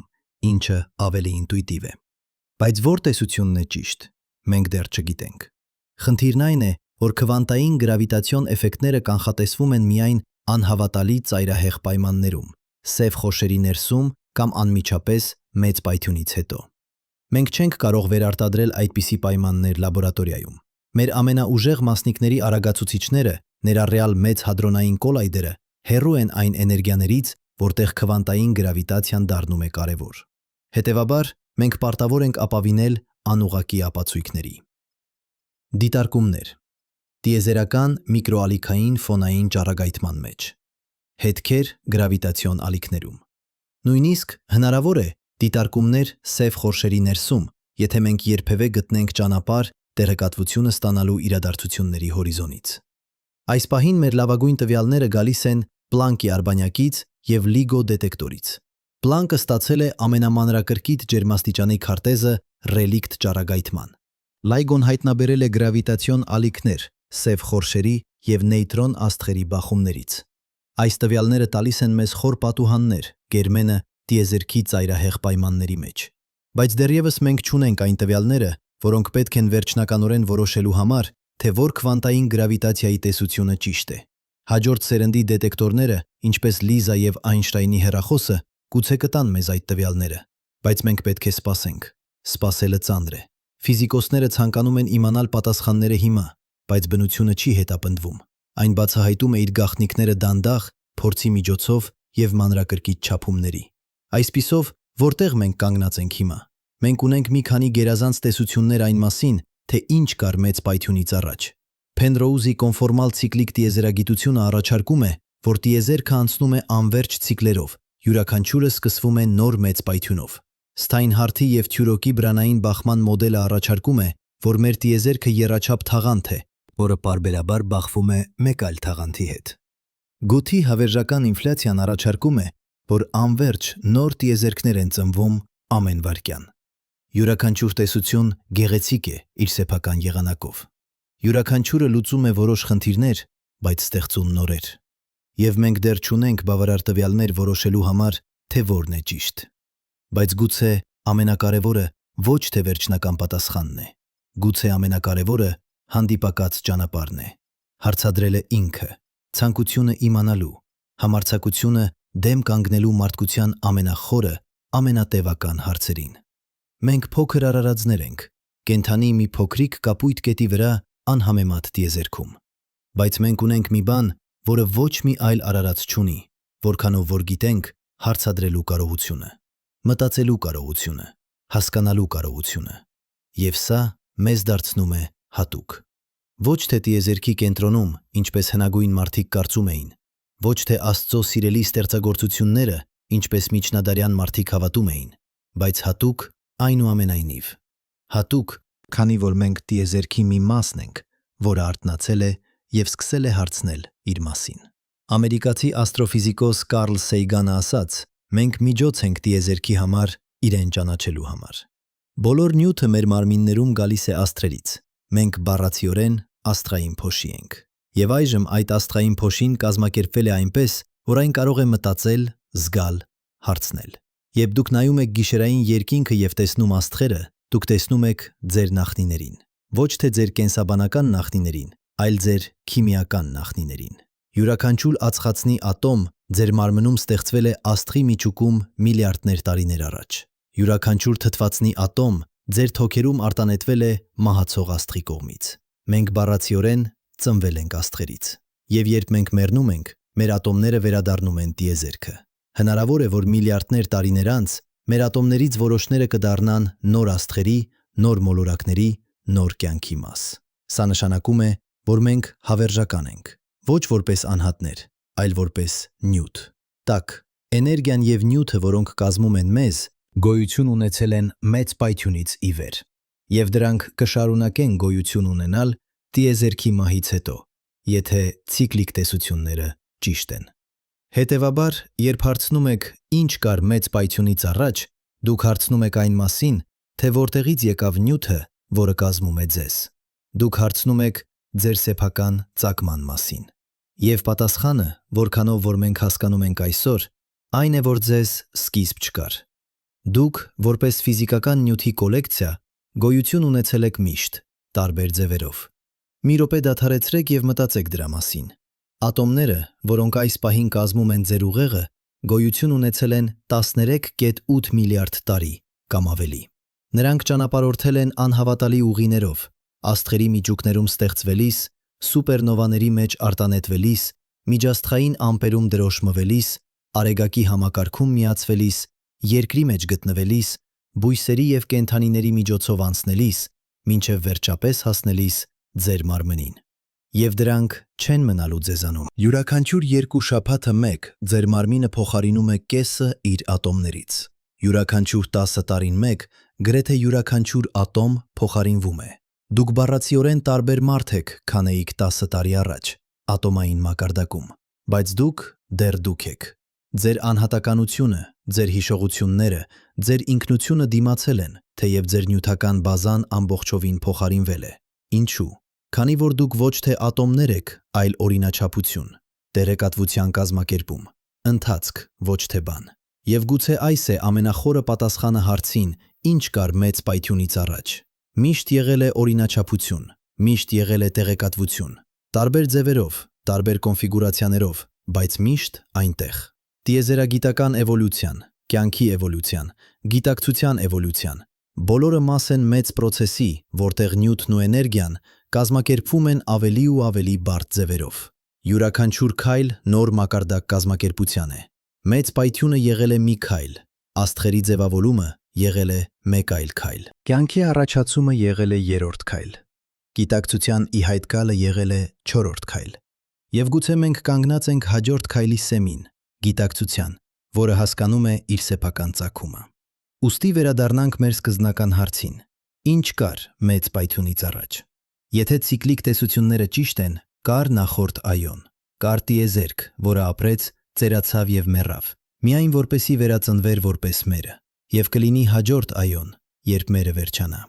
Անվերջ շղթա վերածնունդների, յուրաքանչյուրը տարբեր, յուրաքանչյուրը յունչուրը յուրահատուկ։ Եթե հավերժական ինֆլյացիան ճիշտ է, կար ինֆլյացիայի անվերջ օվկիանոս, որտեղից մեր տիեզերքը ծնվեց որպես մի փուչիկ։ Եվ այդ օվկիանոսը շարունակվում է հավերժ, ծնելով անհամար տիեզերքներ, յուրաքանչյուրը սեփական օրենքներով, սեփական պատմությամբ։ Եթե քվանտային բազմաշատ աշխարհների մեկնաբանությունը ճիշտ է, կար քվանտային սուպերպոզիցիա, բոլոր հնարավոր տիեզերքներով միաժամանակ։ Եվ մեր տիեզերքը մի ճյուղ է անվերջ ծառի վրա, որը ճյուղավորվում է ամեն վայրկյան, ստեղծելով նոր իրականություններ։ Կամ գուցե բոլոր 3 տեսությունների տարրեր են ճշմարիտ։ Գուցե իրականությունը այնքան հարուստ և բազմածավալ է, որ միայն մի տեսությունը չի կարող նկարագրել այն։ Գուցե պետք է քվանտային բազմատիեզերքի ցիկլիկ բրանների։ Բոլոր անհատական տեսությունները տարբեր պատուհաններ են դեպի մեկ մեծ, անըմբռնելի ճշմարտություն։ Բայց մի բան ասպարեզ է, անկախ նրանից, թե որ տեսությունն է ճիշտ, մենք մաս ենք ինչ-որ լիովին անհավատալի բանի։ Ինչ-որ բանի, որը շատ ավելի մեծ է, քան միայն մեր փոքրիկ կյանքները, մեր փոքրիկ մոլորակը, նույնիսկ մեր տիեզերքը։ Մենք մաս ենք պրոցեսի, որը հնարավոր է անվերջ է ժամանակի և տարածության մեջ։ Եվ եթե սա չի ազատում ձեզ, ապա ես չգիտեմ, թե ինչը կազատի։ Դուք գուցե զգում եք անհամեմատ փոքր։ Դուք գուցե զգում եք, որ ձեր կյանքը անիմաստ է այս տիեզերական դրամայում, բայց սա սխալ եզրակացություն է։ Դուք փոքր չեք, դուք տիեզերքն եք, որը դարձել է գիտակից։ Յուրաքանչյուր ատոմ ձեր մարմնում գալիս է կոսմոսից։ Յուրաքանչյուր միտք ձեր գլխում արդյունք է 13.8 միլիարդ տարիների էվոլյուցիայի։ Դուք ոչ թե տիեզերքում եք, դուք տիեզերքն եք։ Եվ ձեր կյանքը ոչ թե անիմաստ է, հակառակը։ Մենք տիեզերքի միակ հայտնի մասն ենք, որը կարող է տեսնել իր սեփական գեղեցկությունը։ Միակ մասը, որը կարող է հարցնել, թե որտեղից եկավ և ուր է գնում։ Միակ մասը, որը կարող է ստեղծել արվեստ, երաժշտություն, գիտություն, սեր։ Առանց մեր տիեզերքը պարզապես լինելու էր, մութ և անբնակ, անգամ եթե լի աստղերով և գալակտիկաներով։ Գեղեցիկ, բայց չտեսված, հիանալի, բայց չգնահատված։ Մենք ենք, ովքեր տալիս ենք դրան իմաստ։ Հետևաբար, երբ դուք հարցնում եք, ինչ կար մեծ պայթյունից առաջ, դուք հարցնում եք նաև, ինչու եմ ես այստեղ, ինչ է իմ նպատակը։ Եվ պատասխանը ձեր նպատակն է դիտել, հասկանալ և զարմանալ։ Ապրել լրիվությամբ, սիրել խորապես, մտածել դյուրին։ Յուրաքանչյուր անգամ, երբ դուք սիրում եք, դուք հակադարձում եք էնտրոպիան։ Յուրաքանչյուր անգամ, երբ դուք ստեղծում եք ինչ-որ բան գեղեցիկ, դուք ավելացնում եք կարգը տիեզերքին։ Յուրաքանչյուր անգամ, երբ դուք իմանում եք ինչ-որ նոր բան, դուք ընդլայնում եք տիեզերքի գիտակցությունը իր մասին։ Մենք բոլորս փոքրիկ կերպերով գրավված ենք ամենամեծ պրոյեկտում, որը կարող է գոյություն ունենալ տիեզերքը, հասկանալու իրեն։ Եվ մենք կատարում ենք դա լավ։ Վերջին 200 տարիների ընթացքում մենք բացահայտել ենք ավելի շատ այս մասին, թե ինչ է տիեզերքը, քան նախորդ 10,000 տարիներում։ Մենք չափել ենք դեպի ամենահեռավոր գալակտիկաները։ Մենք հայտնաբերել ենք ամենափոքր մասնիկները։ Մենք լուծել ենք աստղերի ֆիզիկան, թուննելել ենք քվանտային մեխանիկայի խորհուրդները, հասկացել ենք տարածության և ժամանակի հյուսվածքը։ Եվ մենք դեռ չենք ավարտել։ Հաջորդ սերնդի հետազոտողները կգնեն ավելի հեռուն։ Նրանք կհայտնաբերեն նոր մոլորակներ նոր աստղերի շուրջ։ Նրանք կկառուցեն ավելի զգայուն դետեկտորներ։ Նրանք կստեղծեն նոր տեսություններ, որոնք բացատրում են այն, ինչ մեր ներկա տեսությունները չեն կարող։ Եվ գուցե մի օր, 100 տարի անց, 1000 տարի անց, մենք կգտնենք վերջնական պատասխանը։ Մենք կիմանանք վստահորեն, թե ինչ կար մեծ պայթյունից առաջ։ Մենք կկարողանանք ասել, այսպես է այն աշխատում, և մենք ունենք ապացույցը։ Կամ գուցե ոչ։ Գուցե այս հարցը միշտ կմնա մասամբ անպատասխան։ Գուցե կան սահմաններ նրան, ինչ մենք կարող ենք իմանալ։ Սահմաններ, որոնք սահմանված են ֆիզիկայի օրենքներով ինքնով, անցանելի հորիզոններ նրա վրա, թե ինչ կարող է դիտվել կամ չափվել։ Բայց նույնիսկ եթե մենք երբեք չգտնենք վերջնական պատասխանը, ճանապարհորդությունը արժե է։ Յուրաքանչյուր հարց, որը պատասխանում ենք, բացում է 10 նոր հարց։ Յուրաքանչյուր հայտնագործություն բերում է նոր խորհրդատեսություններ, և ճիշտ դա է, ինչը պահում է մեզ առաջ։ Հետաքրքրասիրությունը, զարմանքը, անթույլ ցանկությունը հասկանալու։ Ուստի, ինչ պետք է դուք արած հետո դրանից։ Ինչպես պետք է ապրել գիտելով, որ ձեր գոյությունը կարող է լինել անվերջ շղթայի մի օղակը, որն ընդարձակվում է անցյալ և ապագա։ Գիտելով, որ յուրաքանչյուր ատոմ ձեր մարմնում ջահել է անհավատալի ճամփորդությամբ միլիարդավոր տարիների և միլիոնավոր լույսի տարիների վրայով, իմ առաջարկը ապրեք հետաքրքրությամբ։ Տվեք հարցեր անհնարի մասին, նայեք աստղերին և զարմացեք։ Կարդացեք գիտության մասին և փորձեք հասկանալ։ Սովորեք մաթեմատիկա և տեսեք տիեզերքի լեզուն։ Բայց նաև ապրեք ամբողջությամբ։ Սիրեք խորապես։ Ստեղծեք գեղեցիկ բաներ։ Օգնեք մարդկանց։ Խնդացեք։ Պարեք։ Երգեք։ Քանի որ մինչդեռ մենք փոքրիկ ենք տիեզերական սանդղակով, մենք անչափելի կարևոր ենք միմյանց համար։ Մենք բոլորս գտնվում ենք մեկ միևնույն ճանապարհորդության վրա։ Մենք բոլորս կազմված ենք միևնույն աստղային փոշուց։ Մենք բոլորս տիեզերական դրամայի մաս ենք, որը սկսվել է 13,8 միլիարդ տարի առաջ և կշարունակվի անհասանելի ապագա։ Եվ եթե ցիկլիկ տեսությունները ճիշտ են, ապա ամեն ինչ, ինչ մենք ստեղծում ենք, յուրաքանչյուր սեր, յուրաքանչյուր գաղափար, յուրաքանչյուր արվեստի ստեղծագործություն թողնում է հետք տիեզերքի հյուսվածքի վրա։ Հետք, որը գուցե կմնա վերածվելով և կազդի հաջորդ այոնների վրա։ Մենք գուցե չենք կարող փոխանցել մեր գրքերը կամ շենքերը հաջորդ ցիկլին, բայց գուցե կարող ենք փոխանցել ինչ-որ ավելի խորը, օրինաչափությունները, տեղեկատվության կազմակերպումը, որը կարող է ազդել ֆիզիկական օրենքների վրա հաջորդ այոնում։ Սա սպեկուլյացիա է, իհարկե։ Մենք չգիտենք արդյոք այսպիսի բան հնարավոր է, բայց պատկերացրեք, եթե այդպես է։ Պատկերացրեք, որ յուրաքանչյուր լավ բան, որ դուք անում եք այս կյանքում, պատրաստում է հիմքը ինչ-որ բանի համար մեկ այլ տիեզերքում, տրիլիոն տարիներ անց։ Սա տալիս է մեր գործողություններին տիեզերական նշանակություն։ Ոչ թե այն իմաստով, որ մենք փրկվելու ենք կամ դատվելու, այլ այն իմաստով, որ մենք կանգնած ենք տիեզերական հատ, տիեզերական հարթության վրա, որը կանգնած է մեր գործողությունների վրա, որ ամեն ինչ, ինչ մենք անում ենք, հավերժ արձագանքներ ունի անհասանելի ապագայում։ Բայց նույնիսկ եթե ցիկլիկ տեսությունները սխալ են, եւ մեր տիեզերքը մի անվակ իրադարձություն է, որը երբեք չի կրկնվի, դա դեռ չի նշանակում, որ մենք անիմաստ ենք։ Հակառակը, դա դարձնում է յուրաքանչյուր պահը ավելի թանկարժեք, յուրաքանչյուր փորձը ավելի արժեքավոր։ Եթե մենք իրոք մի անվագ ենք, ապա յուրաքանչյուր խնդուրն արժե է, յուրաքանչյուր արևելքն արժե է դիտելու, յուրաքանչյուր մարդ արժե է սիրելու։ Քանի որ երբ այն անցավ, այն երբեք չի վերադառնա։ Այսպիսով, անկախ նրանից, թե որ տեսությունն է ճիշտ, ցիկլիկ, բազմատիեզերք, միանվագ իրադարձություն, պատգամը նույնն է։ Ապրեք լրիվությամբ, սիրեք խորապես, հարցրեք համարձակորեն եւ երբեք մի դադարեցեք զարմանալ, որովհետեւ վերջում դա է, ինչը մեզ դարձնում է մարդ։ Ոչ թե մեր մեծությունը, ոչ թե մեր զորությունը, այլ մեր հարցադրումները, մեր կարողությունը զարմանալու, մեր անձնական ցանկությունը հասկանալու այն, ինչը մեզնից շատ ավելի մեծ է։ Վերջին 200 տարիների ընթացքում մենք բացահայտել ենք, որ մեր արեգակը աստղ է բազմաթիվների միջից, որ մեր գալակտիկան մեկն է տրիլիոններից, որ մեր տիեզերքը գուցե մեկն է անվերջից։ Յուրաքանչյուր հայտնագործություն դարձրել է մեզ փոքր եւ փոքր տիեզերական սանդղակով, բայց միևնույն ժամանակ յուրաքանչյուր հայտնագործություն դարձրել է մեզ մեծ եւ մեծ հասկացողության տեսանկյունից։ Մենք հիմա հասկանում ենք բաներ, որոնք մեր նախնիները չէին կարող նույնիսկ երազել։ Մենք տեսնում ենք տիեզերքը ճիշտ այնպես, ինչպես այն իրականում է՝ միհանալի, անհասկանալի, անսկզբունքորեն տարօրինակ եւ գեղեցիկ։ Եվ մենք մաս ենք դրան։ Յուրաքանչյուր մեզանից կրում է ներսում 13.8 միլիարդ տարիների պատմություն։ Յուրաքանչյուր մեզանից կապված է յուրաքանչյուրին եւ ամեն ինչին, որ երբևէ եղել է կամ երբևէ կլինի։ Այսպիսով, հաջորդ անգամ, երբ դուք նայում եք գիշերային երկինքը եւ տեսնում աստղերը, հիշեք, դուք նայում եք ներս, ոչ թե դուրս։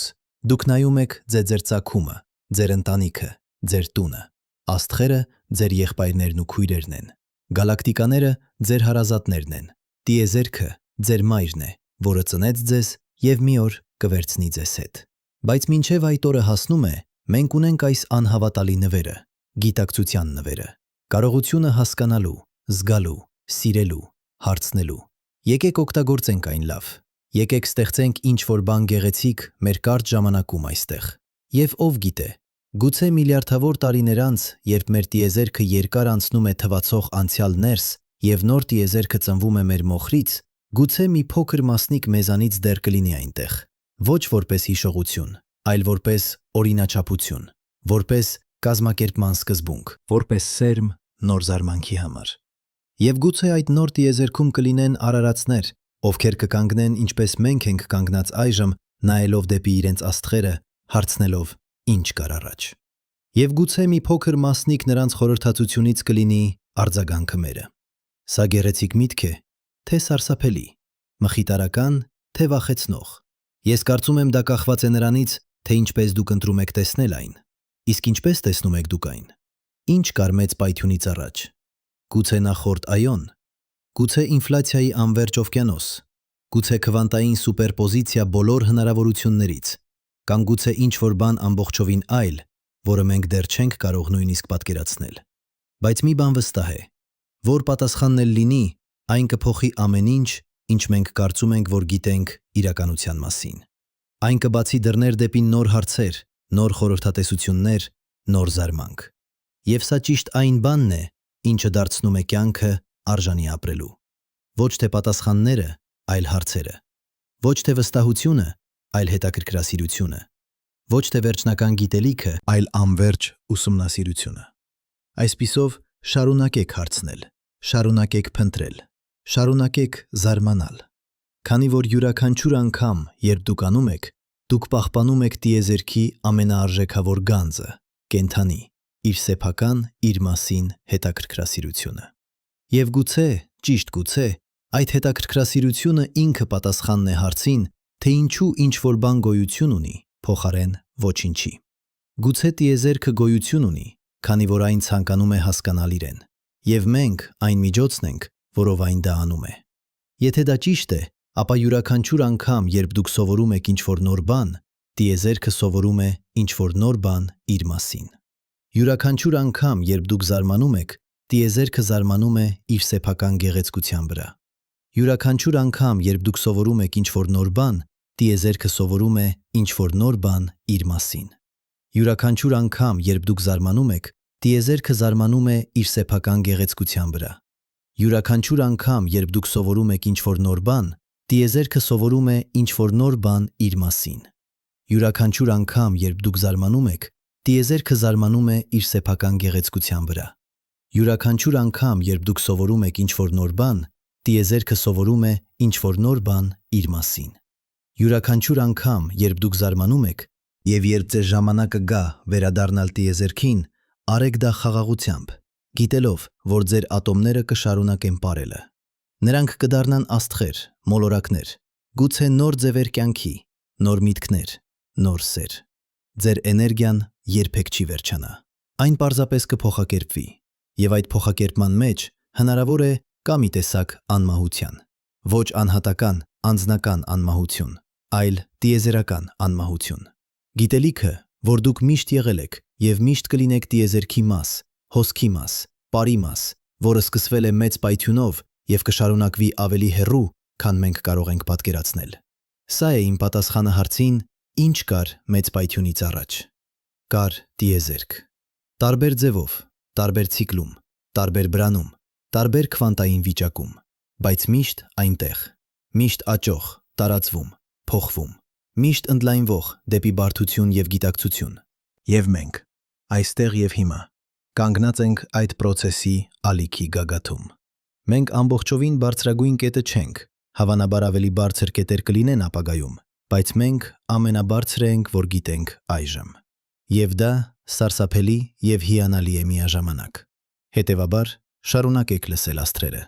շարունակեք փնտրել պատասխանները, շարունակեք դիտել երկինքը եւ հարցնել, ինչ կա այնտեղ, դուրսում, անհասկանալիում։ Քանի որ յուրաքանչյուր անգամ, երբ դուք անում եք, դուք պահպանում եք կենթանի այն կրակը, որը դարձրել է մեզ մարդ հարցնելու կրակը։ Եվ գուցե մի օր, ինչ որտեղ, ինչ որ ժամանակ, մեկ այլ արարած կնստի մյուս մոլորակի վրա, կնայի իր աստղերին եւ կհարցնի միևնույն հարցը, որը մենք հարցրինք այսօր։ Եվ նրանց հարցադրումը կլինի մեր վերջնական վավերագրությունը, որ մենք այստեղ եղել ենք, որ մենք հարցրել ենք, որ մենք հետաքրքրվել ենք, որ մենք մի կարճ պահի համար եղել ենք տիեզերքի ջոցը իրեն հասկանալու համար։ Եվ գուցե դա բավարար է։ Գուցե դա ամեն ինչ է, որ մենք երբևէ կարիք ունեցել ենք։ Բայց նախքան ավարտելը, ես ուզում եմ խոսել մի բանի մասին, որը կարող է փոխել ամեն ինչ։ Պատկերացրեք, որ մենք ոչ միայն առաջինները չենք այս տիեզերքում։ Պատկերացրեք, որ ինչ որտեղ լույսի տարիների հեռավորության վրա կա մեկ այլ քաղաքակրթություն, եւ նրանք արդեն գտել են պատասխանը մեր հարցին։ Նրանք գիտեն, թե ինչ կար մեծ պայթյունից առաջ։ Արդյոք մենք երբևէ կկարողանանք կապվել նրանց հետ։ Արդյոք մենք կկարողանանք սովորել նրանցից։ Սա ոչ թե գիտական ֆանտաստիկա է, սա լուրջ հարց է, որով զբաղվում են աստրոֆիզիկոսները այսօր։ Ֆիզիկոս Ֆրանկ Դրեյքը 1961 թվականին ստեղծեց հավասարություն, որը գնահատում է քաղաքակրթությունների թիվը մեր գալակտիկայում, որոնց հետ մենք կարող ենք հաղորդակցվել։ Այս հավասարումը հաշվի է առնում աստղերի ձևավորման արագությունը, մոլորակների թիվը, կյանքի ի հայտ գալու հավանականությունը եւ ավելին։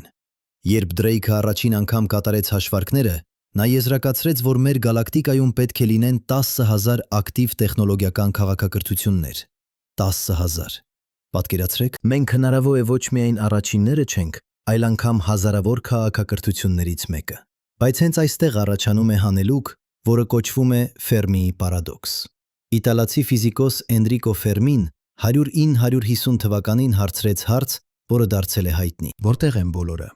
Եթե 10,000 քաղաքակրթություններ կան, ինչու մենք չենք տեսնում նշաններ նրանցից։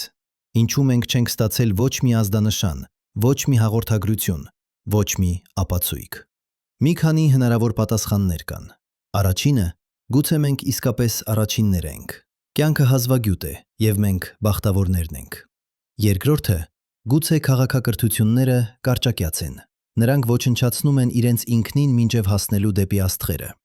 Երրորդը, գուցե նրանք այնտեղ են, բայց մենք չենք կարող հայտնաբերել նրանց։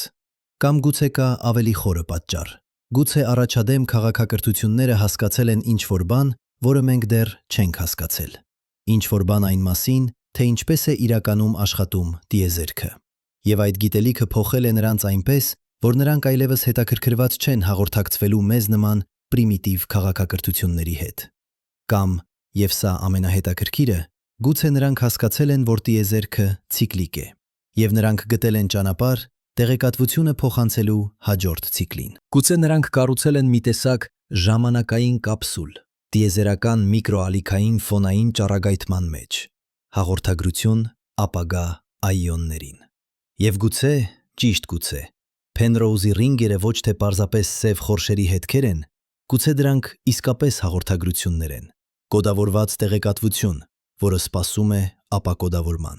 Սա հնչում է որպես գիտական ֆանտաստիկա, բայց հիշեք, կենտրոնական գործիքը, որով մենք աշխատում ենք, մաթեմատիկան է, եւ մաթեմատիկան թույլ է տալիս բաներ, որոնք ինտուիցիան մերժում է։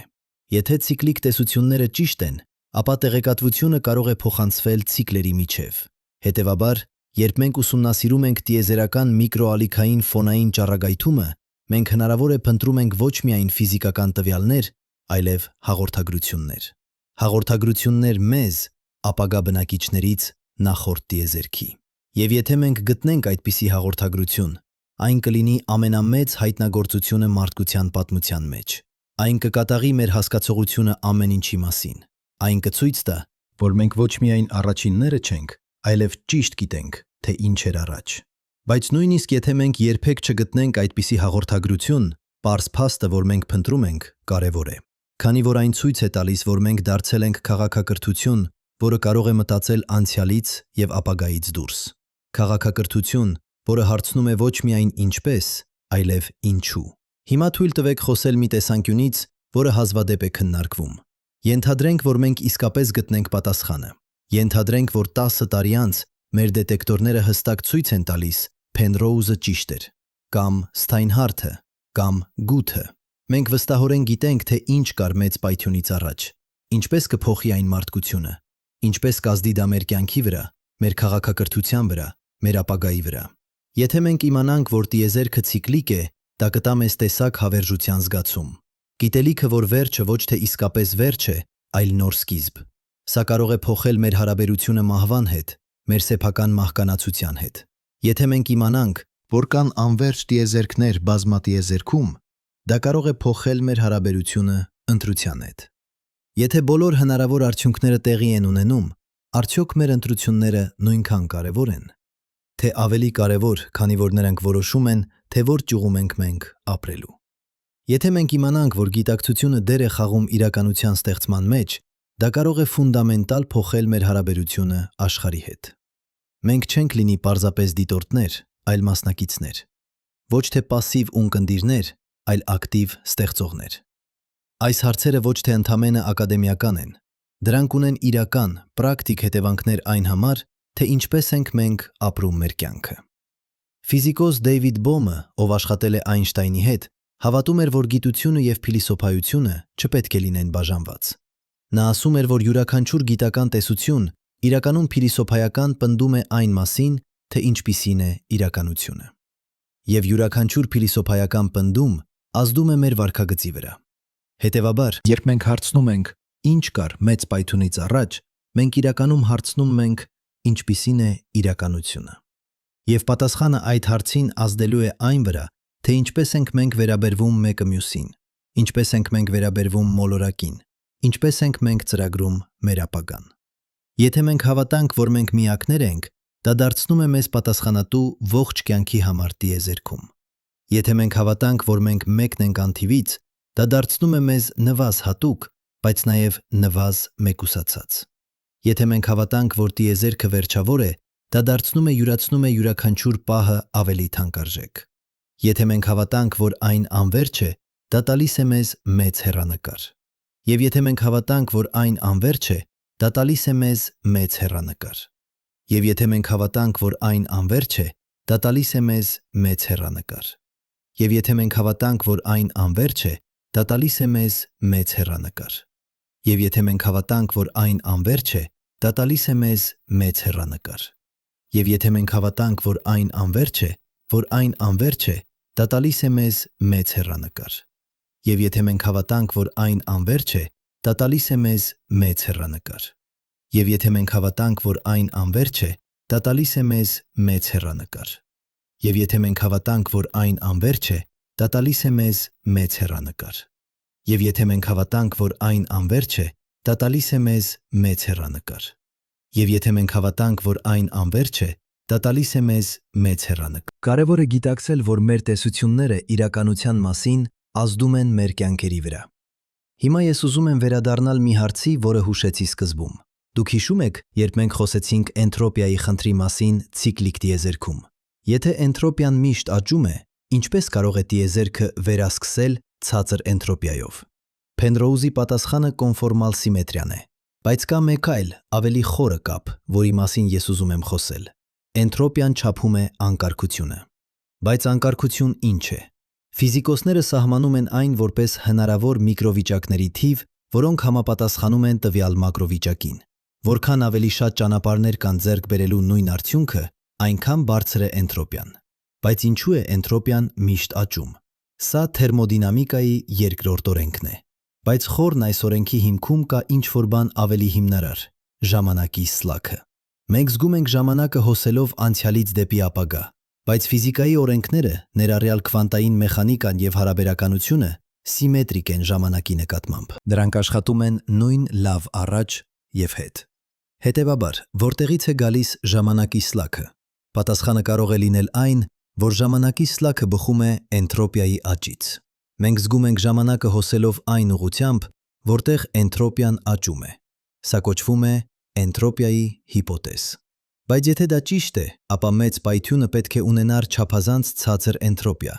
Այն պետք է լիներ անհավատալի կազմակերպված վիճակ։ Բայց ինչու։ Ինչու տիեզերքը սկսվեց այդպիսի հատուկ ցածր էնտրոպիայի վիճակից։ Սա մեկն է տիեզերագիտության ամենախորը խորհուրդներից։ Եվ այն ուղղակիորեն կապված է մեր հարցին. ինչ կար առաջ։ Քանի որ եթե ինչ-որ բան կար առաջ, գուցե այն բացատրում է, թե ինչու մեծ պայթյունը ուներ ցածր էնտրոպիա։ Ցիկլիկ տեսությունները առաջարկում են մի պատասխան։ Նախորդ ցիկլի վերջը թարմացնում է էնտրոպիան։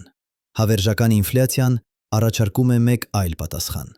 Յուրաքանչյուր տեղական մեծ պայթյուն սկսվում է ցածր էնտրոպիայով, քանի որ այն բխում է ինֆլյացիոն դաշտի քվանտային տատանումներից։ Բայց գուցե առավել խորը պատասխանը այն է, որ մեր հասկացողությունը էնտրոպիայի եւ ժամանակի մասին ամբողջովին սխալ է։ Գուցե մենք մտածում ենք դրանց մասին սխալ ձևով, եւ երբ մենք հասկանանք ճիշտ ձևը, բոլոր այս հանելուկները լուծվելու են։ Սա խնդիրը քվանտային գրավիտացիայի տեսության համար։ Երբ մենք վերջապես կունենանք տեսություն, որը միավորում է քվանտային մեխանիկան եւ հարաբերականությունը, գուցե մենք կկարողանանք հասկանալ, թե ինչ է ժամանակը իրականում։ Եվ երբ մենք դա անենք, գուցե հարցը ինչ կար առաջ կփոխի իր իմաստը։ Ֆիզիկոս Կարլո Ռովելին, ով զարգացրել է հանգույցային քվանտային գրավիտացիան, հավատում է, որ ժամանակը ոչ թե ֆունդամենտալ է, այլ ի հայտ գալու հատկություն։ Այն բխում է ավելի հիմնական քվանտային պրոցեսներից։ Եթե նա ճիշտ է շտե, ապա մոտ մեծ պայթյունին, որտեղ այդ հիմնական պրոցեսները դառնում են կարևոր, ժամանակը կարող է ունենալ շատ տարբեր բնույթ, քան այն, ինչ մենք ապրում ենք։ Գուցե մոտ մեծ պայթյունին ժամանակը դարձել է տարածության նման։ Գուցե այն ուներ ուղղություններ, ոչ թե միայն մեկ սլաք։ Գուցե կարելի էր ճանապարհորդել անցյալ եւ ապագա այնպես, ինչպես մենք այժմ շարժվում ենք, ձախ եւ աջ։ Սա հնչում է որպես գիտական ֆանտաստիկա, բայց այն բխում է լուրջ մաթեմատիկական տեսություններից։ Սթիվեն Հոքինգը եւ Ջեյմս Հարթլը 1987 թվականին առաջարկեցին առանց սահմանի հիպոթեզ, որը ասում է, մեծ պայթյունից առաջ ժամանակը դարձել է տարածության նման։ Չկար սկիզբ, քանի որ չկար ժամանակ, որտեղ կարող էր լինել սկիզբ։ Սա շատ նման է Ավգուստինոսի պատասխանին 1600 տարի առաջ, բայց այժմ այն հետևանք է խստագույն մաթեմատիկայից, ոչ թե թեոլոգիայից։ Այսպիսով, մենք վերադարձել ենք որտեղից սկսեցինք։ Հարցը, ինչ կար մեծ պայթյունից առաջ, գուցե սխալ հարց է։ Ոչ թե որովհետև այն անպատասխան է, այլ որովհետև այն ենթադրում է մի բան, որը կարող է ճիշտ չլինել, որ ժամանակը գոյություն ուներ այնպես, ինչպես մենք հասկանում ենք այն։ Բայց դա չի նշանակում, որ հարցը անօգուտ է, հակառակը։ Հարցնելով այն, մենք հասել ենք խորը հասկացողությունների, ժամանակի, տարածության, նյութի եւ էներգիայի բնույթի մասին։ Մենք բացահայտել ենք, որ տիեզերքը շատ ավելի տարօրինակ եւ հիանալի է, քան մենք երբևէ պատկերացրել ենք։ Եվ այս ճանապարհորդությունը դեռ շարունակվում է։ Յուրաքանչյուր պատասխան բացում է նոր հարցեր։ Յուրաքանչյուր լուծված խորհուրդ բացահայտում է նոր խորհուրդներ։ Սա գիտության բնույթն է, անվերջ որոնում, հավերժական հարցադրում։ Ուստի յուրաքանչյուր տարի մենք ավելի մոտ ենք պատասխանին։ Յուրաքանչյուր նոր դետեկտոր, յուրաքանչյուր նոր տեսություն, յուրաքանչյուր նոր դիտարկում բերում է մեզ մի քայլ ավելի մոտ։ Եվ երբ մենք վերջապես գտնենք պատասխանը, դա կլինի մարդկության հաղթանակը։ Ոչ թե որովհետև մենք կլինենք հպարտ մեր գիտելիքով, այլ որովհետև մենք կհասկանանք մի բան խորը մեր սեփական բնույթի մասին։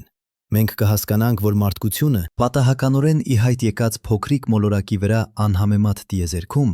կարողացել է հասկանալ տիեզերքի ծագումը։ Փոքրիկ, կարճակյաց արարածներ կարողացան հասկանալ հավերժականի խորհուրդները։ Սա ցույց կտա, որ մենք իզորու ենք ամեն ինչի։ Որ մեր միտքը պատահական էվոլյուցիայի արդյունքը կարող է հասկանալ ամենախորը ճշմարտությունները։ Որ մենք, փոքրիկ աստղային փոշին, կարող ենք ճանաչել տիեզերքի բնույթը։ Եվ դա ամենամեծ հրաշքն է բոլորից։ Ուստի շարունակեք նայել դեպի աստղերը, շարունակեք հարցնել անհնարը, շարունակեք փնտրել պատասխանները, քանի որ դա է այն, ինչը դարձնում է մեզ մարդ։ Դա է այն, ինչը տալիս է մեր կյանքին իմաստ։ Եվ գուցե մի օր, երբ մենք գտնենք վերջնական պատասխանը, մենք կհասկանանք, որ ճանապարհը եղել է նպատակը, որ հարցադրումը եղել է պատասխանը, որ փնտրումը եղել է գտնելը։ Բայց մինչև այդ օրը եկեք շարունակենք զարմանալ, շարունակենք հետաքրքրվել, շարունակենք ապրել լիովին, սիրել խորապես, մտածել համարձակորեն, քանի որ վերջում, անկախ նրանից, թե ինչ էր մեծ պայթյունից առաջ, ամենակարևորը այն է, ինչ է հիմա, եւ ինչ կլինի հետո, եւ ինչը մենք դարձնում ենք դրանից։ Մենք գրում ենք մեր սեփական պատմությունը։ Յուրաքանչյուր ընտրություն, յուրաքանչյուր գործողություն, յուրաքանչյուր միտք։ Եվ այդ պատմությունը կդառնա տիեզերքի պատմության մաս։ Պատմություն, որը սկսվել է 13.8 միլիարդ տարի առաջ, կամ գուցե անվերջ ժամանակ առաջ, կամ գուցե երբեք չի սկսվել։ Եվ որը կշարունակվի ավելի հեռու, քան մենք կարող ենք պատկերացնել։ Բայց հիմա ես ուզում եմ խոսել մի բանի մասին, որը հազվադեպ է հիշատակվում այս քննարկումներում։ Դուք երբևէ մտածել եք, թե ինչպես է ձեր ամենօրյա կյանքը կապված այս տիեզերական հարցերի հետ։ Դուք արթնանում եք առավոտյան, խմում եք սուրճ, գնում եք աշխատանքի։ Ինչ կապ ունի դա մեծ պայթյունի հետ։ Ինչ կապ ունի դա ցիկլիկ տիեզերքի կամ բազմատիեզերքի հետ։ Պատասխանը ամեն ինչ։ Յուրաքանչյուր ատոմ ձեր առավոտյան սրճի մեջ եղել է աստղի մաս։ Յուրաքանչյուր մոլեկուլ թթվածնի, որը դուք շնչում եք, ստեղծվել է միլիարդավոր տարիներ առաջ։ Լույսը, որը ընկնում է ձեր պատուհանից, ճանապարհորդել է 8 րոպե արեգակից, աստղից, որը ինքը ծնվել է նախորդ սերունդների աստղերի մոխրից։ Եվ ավելի խորը մակարդակում, փաստը, որ դուք գոյություն ունեք, փաստը, որ դուք կարող եք մտածել, զգալ, սիրել, ուղղակիորեն կապված է տիեզերքի կառուցվածքի հետ։ Եթե ֆիզիկական հաստատունները փոքր-ինչ տարբեր լինեին, դուք չէիք գոյություն ունենա։ Եթե մեծ պայթյունը տեղի լիներ մի փոքր այլ կերպ, գիտակցությունը երբեք չէր հայտ գա։ Այսպիսով, երբ մենք հարցնում ենք, ինչ կար մեծ պայթյունից առաջ, մենք հարցնում ենք նաև, ինչու ես գոյություն ունեմ։ Ինչու ինչ-որ բան գոյություն ունի փոխարեն ոչնչի։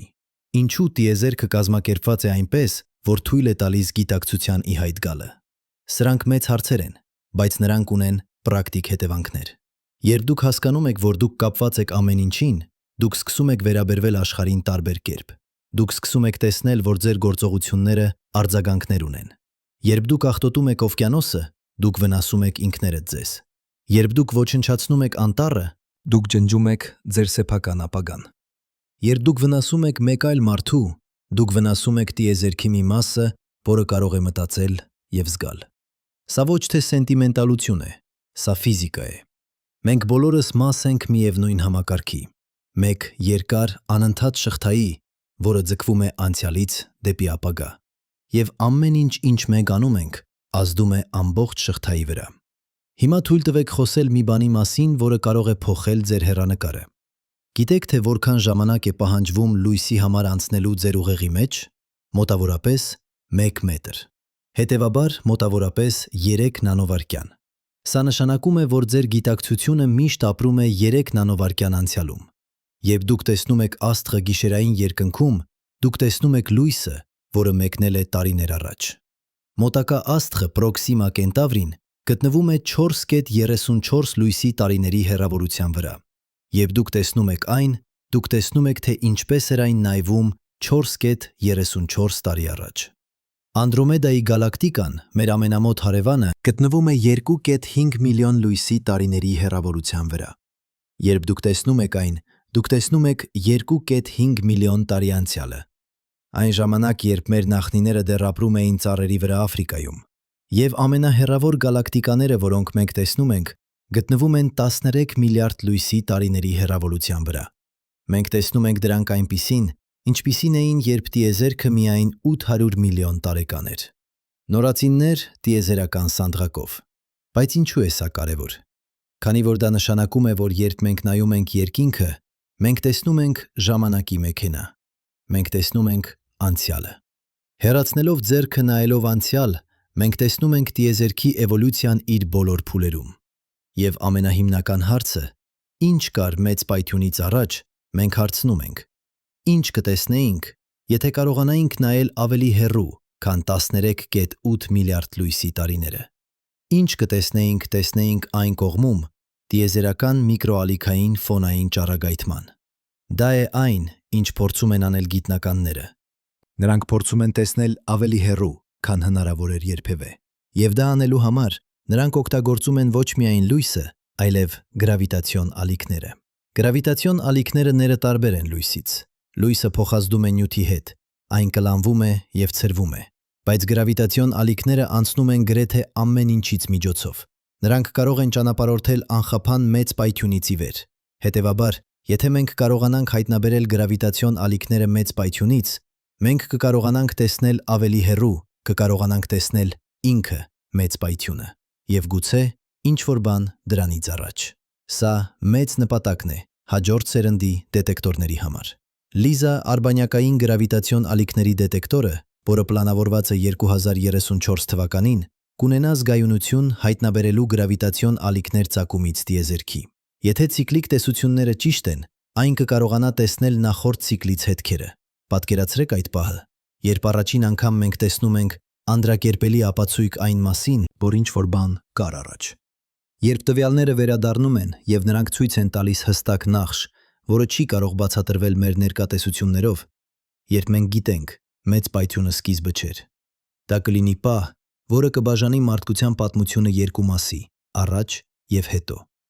Առաջ, երբ մենք կարծում էինք, որ տիեզերքը ունի սկիզբ, և հետո, երբ մենք գիտեինք, որ չունի։ Բայց ես ուզում եմ նաև խոսել մեկ այլ հնարավորության մասին։ Հնարավորության, որ մենք երբեք չենք գտնի վերջնական պատասխանը։ Կան սկզբունքորեն անորոշելի բաներ ֆիզիկայում։ Հայզենբերգի անորոշության սկզբունքը մեզ ասում է, որ մենք չենք կարող միաժամանակ ճշգրիտ իմանալ մասնիկի դիրքն ու արագությունը։ Սա ոչ թե տեխնոլոգիական սահմանափակում է, այլ բնության ֆունդամենտալ հատկություն։ Գուցե նմանատիպ սահմանափակում գոյություն ունի այն մասին, թե ինչ մենք կարող ենք իմանալ տիեզերքի ծագման մասին։ Գուցե որոշ տեղեկատվություն պարզապես կորցել է։ Գուցե քվանտային մեխանիկայի անորոշությունը ջնջել է բոլոր հետքերը այն մասին, թե ինչ կար առաջ։ Եթե դա ճիշտ է, ապա անկախ նրանից, թե որքան լավ դետեկտորներ ենք կառուցում, մենք երբեք չենք ունենա վերջնական ապացույց։ Մենք միշտ կկարողանանք ասել միայն այն ամենայն հավանականությամբ է այսպես, բայց մենք երբեք չենք կարող լինել 100% վստահ։ Սա նշանակում է, որ մենք պետք է հրաժարվենք։ Ոչ։ Սա նշանակում է, որ մենք պետք է լինենք խոնարհ։ Մենք պետք է ընդունենք մեր իմացության սահմանափակումները, բայց մենք նաև պետք է շարունակենք փորձել իմանալ, որքան հնարավոր է շատ։ Քանի որ նույնիսկ եթե մենք երբեք չգտնենք վերջնական պատասխանը, ճանապարհորդությունը կարժե։ Յուրաքանչյուր բան, որը մենք սովորում ենք, հարստացնում է մեզ։ Յուրաքանչյուր հայտնագործություն բացում է նոր հորիզոններ։ Յուրաքանչյուր հարց, որը մենք պատասխանում ենք, դարձնում է մեզ մի փոքր ավելի իմաստուն։ Հիմա թույլ տվեք խոսել մի բանի մասին, որը հետաքրքիր է աստղաֆիզիկայի և փիլիսոփայության խաչմերուկում։ Կա մի հարց, որը կոչվում է «Ինչու է մի բան փոխարեն ոչինչի»։ Սա հին փիլիսոփայական հարց է, բայց արդի ֆիզիկան մոտեցել է դրան նոր տեսանկյունից։ Քվանտային մեխանիկան մեզ ասում է, որ ոչինչը անկայուն է։ նույնիսկ լիովին դատարկ տարածությունը, քվանտային վակուումը, լեցուն է վիրտուալ մասնիկներով, որոնք ի հայտ են գալիս եւ անհետանում անընդհատ։ Սա չէ սպեկուլյացիա, սա չափված էֆեկտ է, որը կոչվում է Կազիմիրի էֆեկտ։ Հետևաբար ոչինչը ոչ թե շատ անիմաստ հասկացություն է։ Նույնիսկ ամենադատարկ տարածությունը ունի էներգիա եւ կառուցվածք, եւ այդ քվանտային վակուումի տատանումները կարող են ծնել ամբողջ տիեզերքներ։ Սա հենց այն, ինչ ասում է ինֆլյացիայի տեսությունը։ Մեր տիեզերքը ծնվել է քվանտային տատանումից։ Մի փոքրիկ տատանում էներգիայի դաշտում եւ հանկարծ բում, ինֆլյացիա, մեծ պայթյուն, տիեզերք։ Բայց սա բարձրացնում է նոր հարց. որտեղից եկավ քվանտային դաշտը, որտեղից եկան ֆիզիկայի օրենքները, որոնք թույլ են տալիս այդ տատանումները, ովքեր կամ ինչ սահմանեց այդ օրենքները։ Մի պատասխան այն է, որ օրենքները ոչ թե սահմանվել են, այլ պարզապես են։ Նրանք անհրաժեշտ ճշմարտություններ են, ինչպես մաթեմատիկական աքսիոմները։ 2-ը գումարած 2-ը հավասար է 4-ի, ոչ թե որովհետև ինչ-որ մեկը որոշել է այդպես, այլ որովհետև այդպես է բնության մեջ։ Բայց մեկ այլ պատասխան այն է, որ օրենքները կարող են լինել տարբեր տիեզերքներում։ Բազմատիեզերքում կան անհամար տիեզերքներ, յուրաքանչյուրը սեփական օրենքներով։ Մենք ապրում ենք մեկում, որտեղ օրենքները թույլ են տալիս կյանք եւ գիտակցություն։ Քանի որ այլ տիեզերքներում, որտեղ օրենքները տարբեր են, չկա ոչ ոք, ով հարցներ տա։ Սա անտրոպիկ սկզբունքն է կրկին։ Բայց ավելի խորը մակարդակում, ոչ միայն ֆիզիկական հաստատունները պետք է լինեն ճիշտ, այլև ինքը ֆիզիկայի օրենքները։ Եվ սա բերում է խորագույն հարցին բոլորից. ինչու ֆիզիկայի օրենքները մաթեմատիկական են։ Ինչու մենք կարող ենք նկարագրել տիեզերքը հավասարումներով։ Ինչու մաթեմատիկան, որը ստեղծվել է մարդկային միտքում, աշխատում է այնքան կատարյալ նկարագրելու ֆիզիկական իրականությունը։ Ֆիզիկոս Յուգենե Վիգները կոչեց սա մաթեմատիկայի անբացատրելի էֆեկտիվությունը բնական գիտություններում։ Նա զարմացած էր, թե ինչու մաթեմատիկական կառուցվածքները, որոնք մենք գտնում ենք մաքուր մտածողության միջոցով, իրադարձվում են նկարագրել տիեզերքի իրական կառուցվածքը։ Մի պատասխան այն է, որ մեր մաթեմատիկան զարգացել է էվոլյուցիայի միջոցով տիեզերքում ապրելու համար։ Մենք մտածում ենք մաթեմատիկորեն, քանի որ տիեզերքը մաթեմատիկական է։ Մեր ուղեղները ֆորմատավորվել են նույն ֆիզիկական օրենքներով, որոնք կառավարում են աստղերը եւ գալակտիկաները։ Բայց ավելի խորը պատասխանը կարող է լինել այն, որ տիեզերքը ոչ թե նման է մաթեմատիկական կառուցվածքի, այլ դա է մաթեմատիկական կառուցվածք։ Այս տեսակետից ֆիզիկական իրականությունը եւ մաթեմատիկական իրականությունը նույնն են։ Տիեզերքը բառացիորեն մաթեմատիկա է, որը գործարկվում է։ Սա կոչվում է մաթեմատիկական մոնիզմ եւ այն պաշտպանվել է ֆիզիկոս Մաքս Թեգմարքի կողմից։ Ըստ Թեգմարքի, յուրաքանչյուր համահունչ մաթեմատիկական կառուցվածք գոյություն ունի որպես ֆիզիկական իրականություն ինչ որտեղ բազմատիեզերքում։ Եթե դա ճիշտ է, ապա ինչու մի բան փոխարեն ոչնչի հարցի պատասխանը, քանի որ բացարձակ ոչինչը անհամահունչ է, լոգիկորեն անհետևողական։ Հետևաբար այն չի կարող գոյություն ունենալ։ Միայն մի բան կարող է գոյություն ունենալ։ Սա խորը եւ վերացական է, բայց ունի հմայիչ գեղեցկություն։ Այն միավորում է մաթեմատիկան, ֆիզիկան եւ փիլիսոփայությունը մեկ մեծ պատկերում։ Բայց հիմա եկեք վերադառնանք ավելի գործնական հարցերի։ Ինչպես կփոխվի աշխարհը, երբ մենք վերջապես իմանանք պատասխանը։ Ինչպես կազդի դա դպրոցների, համալսարանների, եկեղեցիների վրա։ Ինչպես կազդի դա քաղաքականության, տնտեսության, արվեստի վրա։ Պատմությունը ցույց է տվել, որ մեծ գիտական հայտնագործությունները մետամորֆոզում են ամբողջ հասարակությունը։ Երբ Կոպեռնիկոսը հայտնաբերեց, որ երկիրը պտտվում է արեգակի շուրջը, դա շարժեց վերածննդի։ Երբ Դարվինը հայտնաբերեց էվոլյուցիան, դա փոխեց մեր հասկացողությունը մարդկության տեղի մասին բնության մեջ։ Երբ Այնշտայնը հայտնաբերեց հարաբերականությունը, դա բացեց ատոմային դարաշրջանը։ Եվ երբ մենք հայտնաբերենք, թե ինչ կար մեծ պայթյունից առաջ, դա կունենա նույնքան մեծ, եթե ոչ ավելի մեծ ազդեցություն։ Դա կփոխի մեր հասկացողությունը ժամանակի մասին։ Կարող է մենք կսովորենք կառավարել ժամանակը նոր ձևերով։ Կարող է մենք կգտնենք ճանապարհներ ուղարկելու տեղեկատվություն անցյալ կամ ապագա։ Կարող է մենք անգամ կհայտնաբերենք, որ ժամանակային ճանապարհորդությունը հնարավոր է որոշակի պայմաններում։ Դա կփոխի մեր հասկացողությունը էներգիայի մասին։ Եթե մենք հասկանանք, թե ինչպես մեծ պայթյունը ստեղծեց էներգիա ոչնչից, մենք գուցե կարողանանք անել նույնը լաբորատորիայում, անսահման էներգիա վակուումից։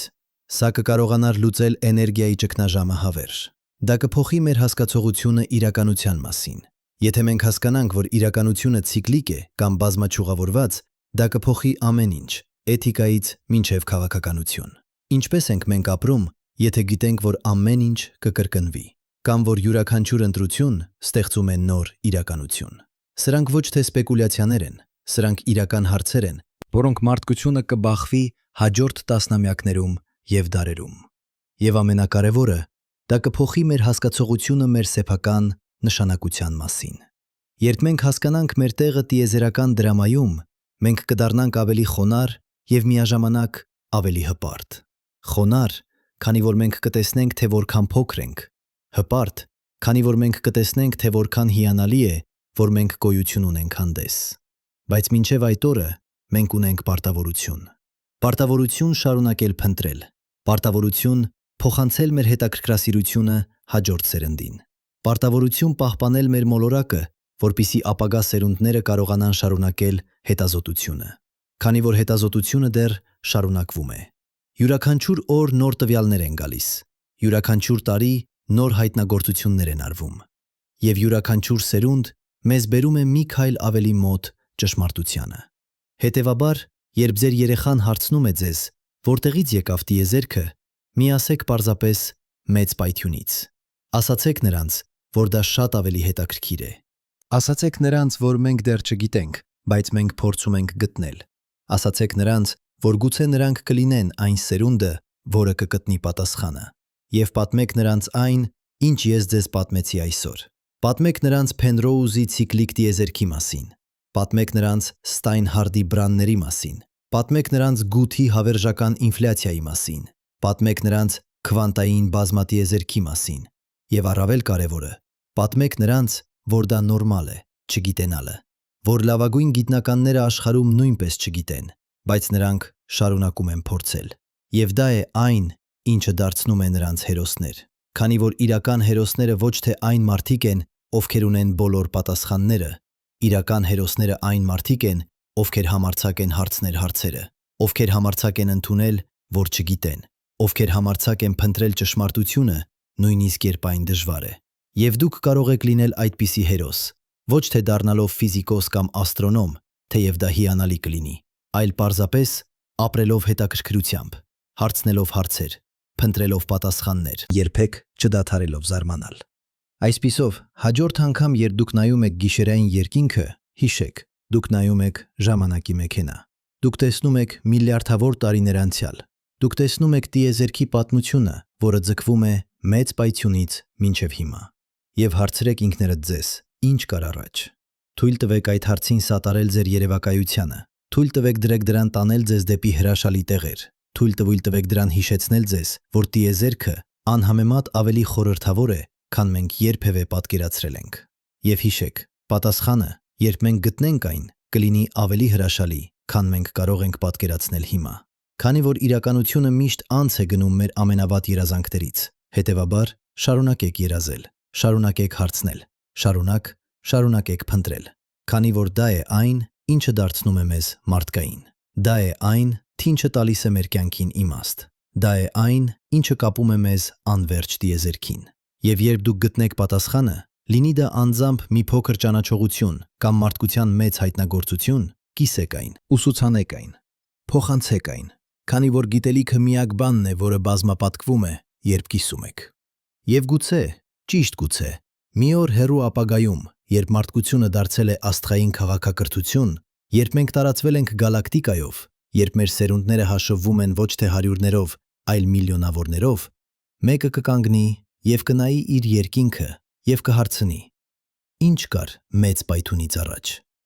Եվ նրանք կունենան պատասխանը։ Պատասխան, որը մենք օգնեցինք գտնել։ Պատասխան, որը մենք օգնեցինք գտնել։ Պատասխան, որը մենք օգնեցինք գտնել։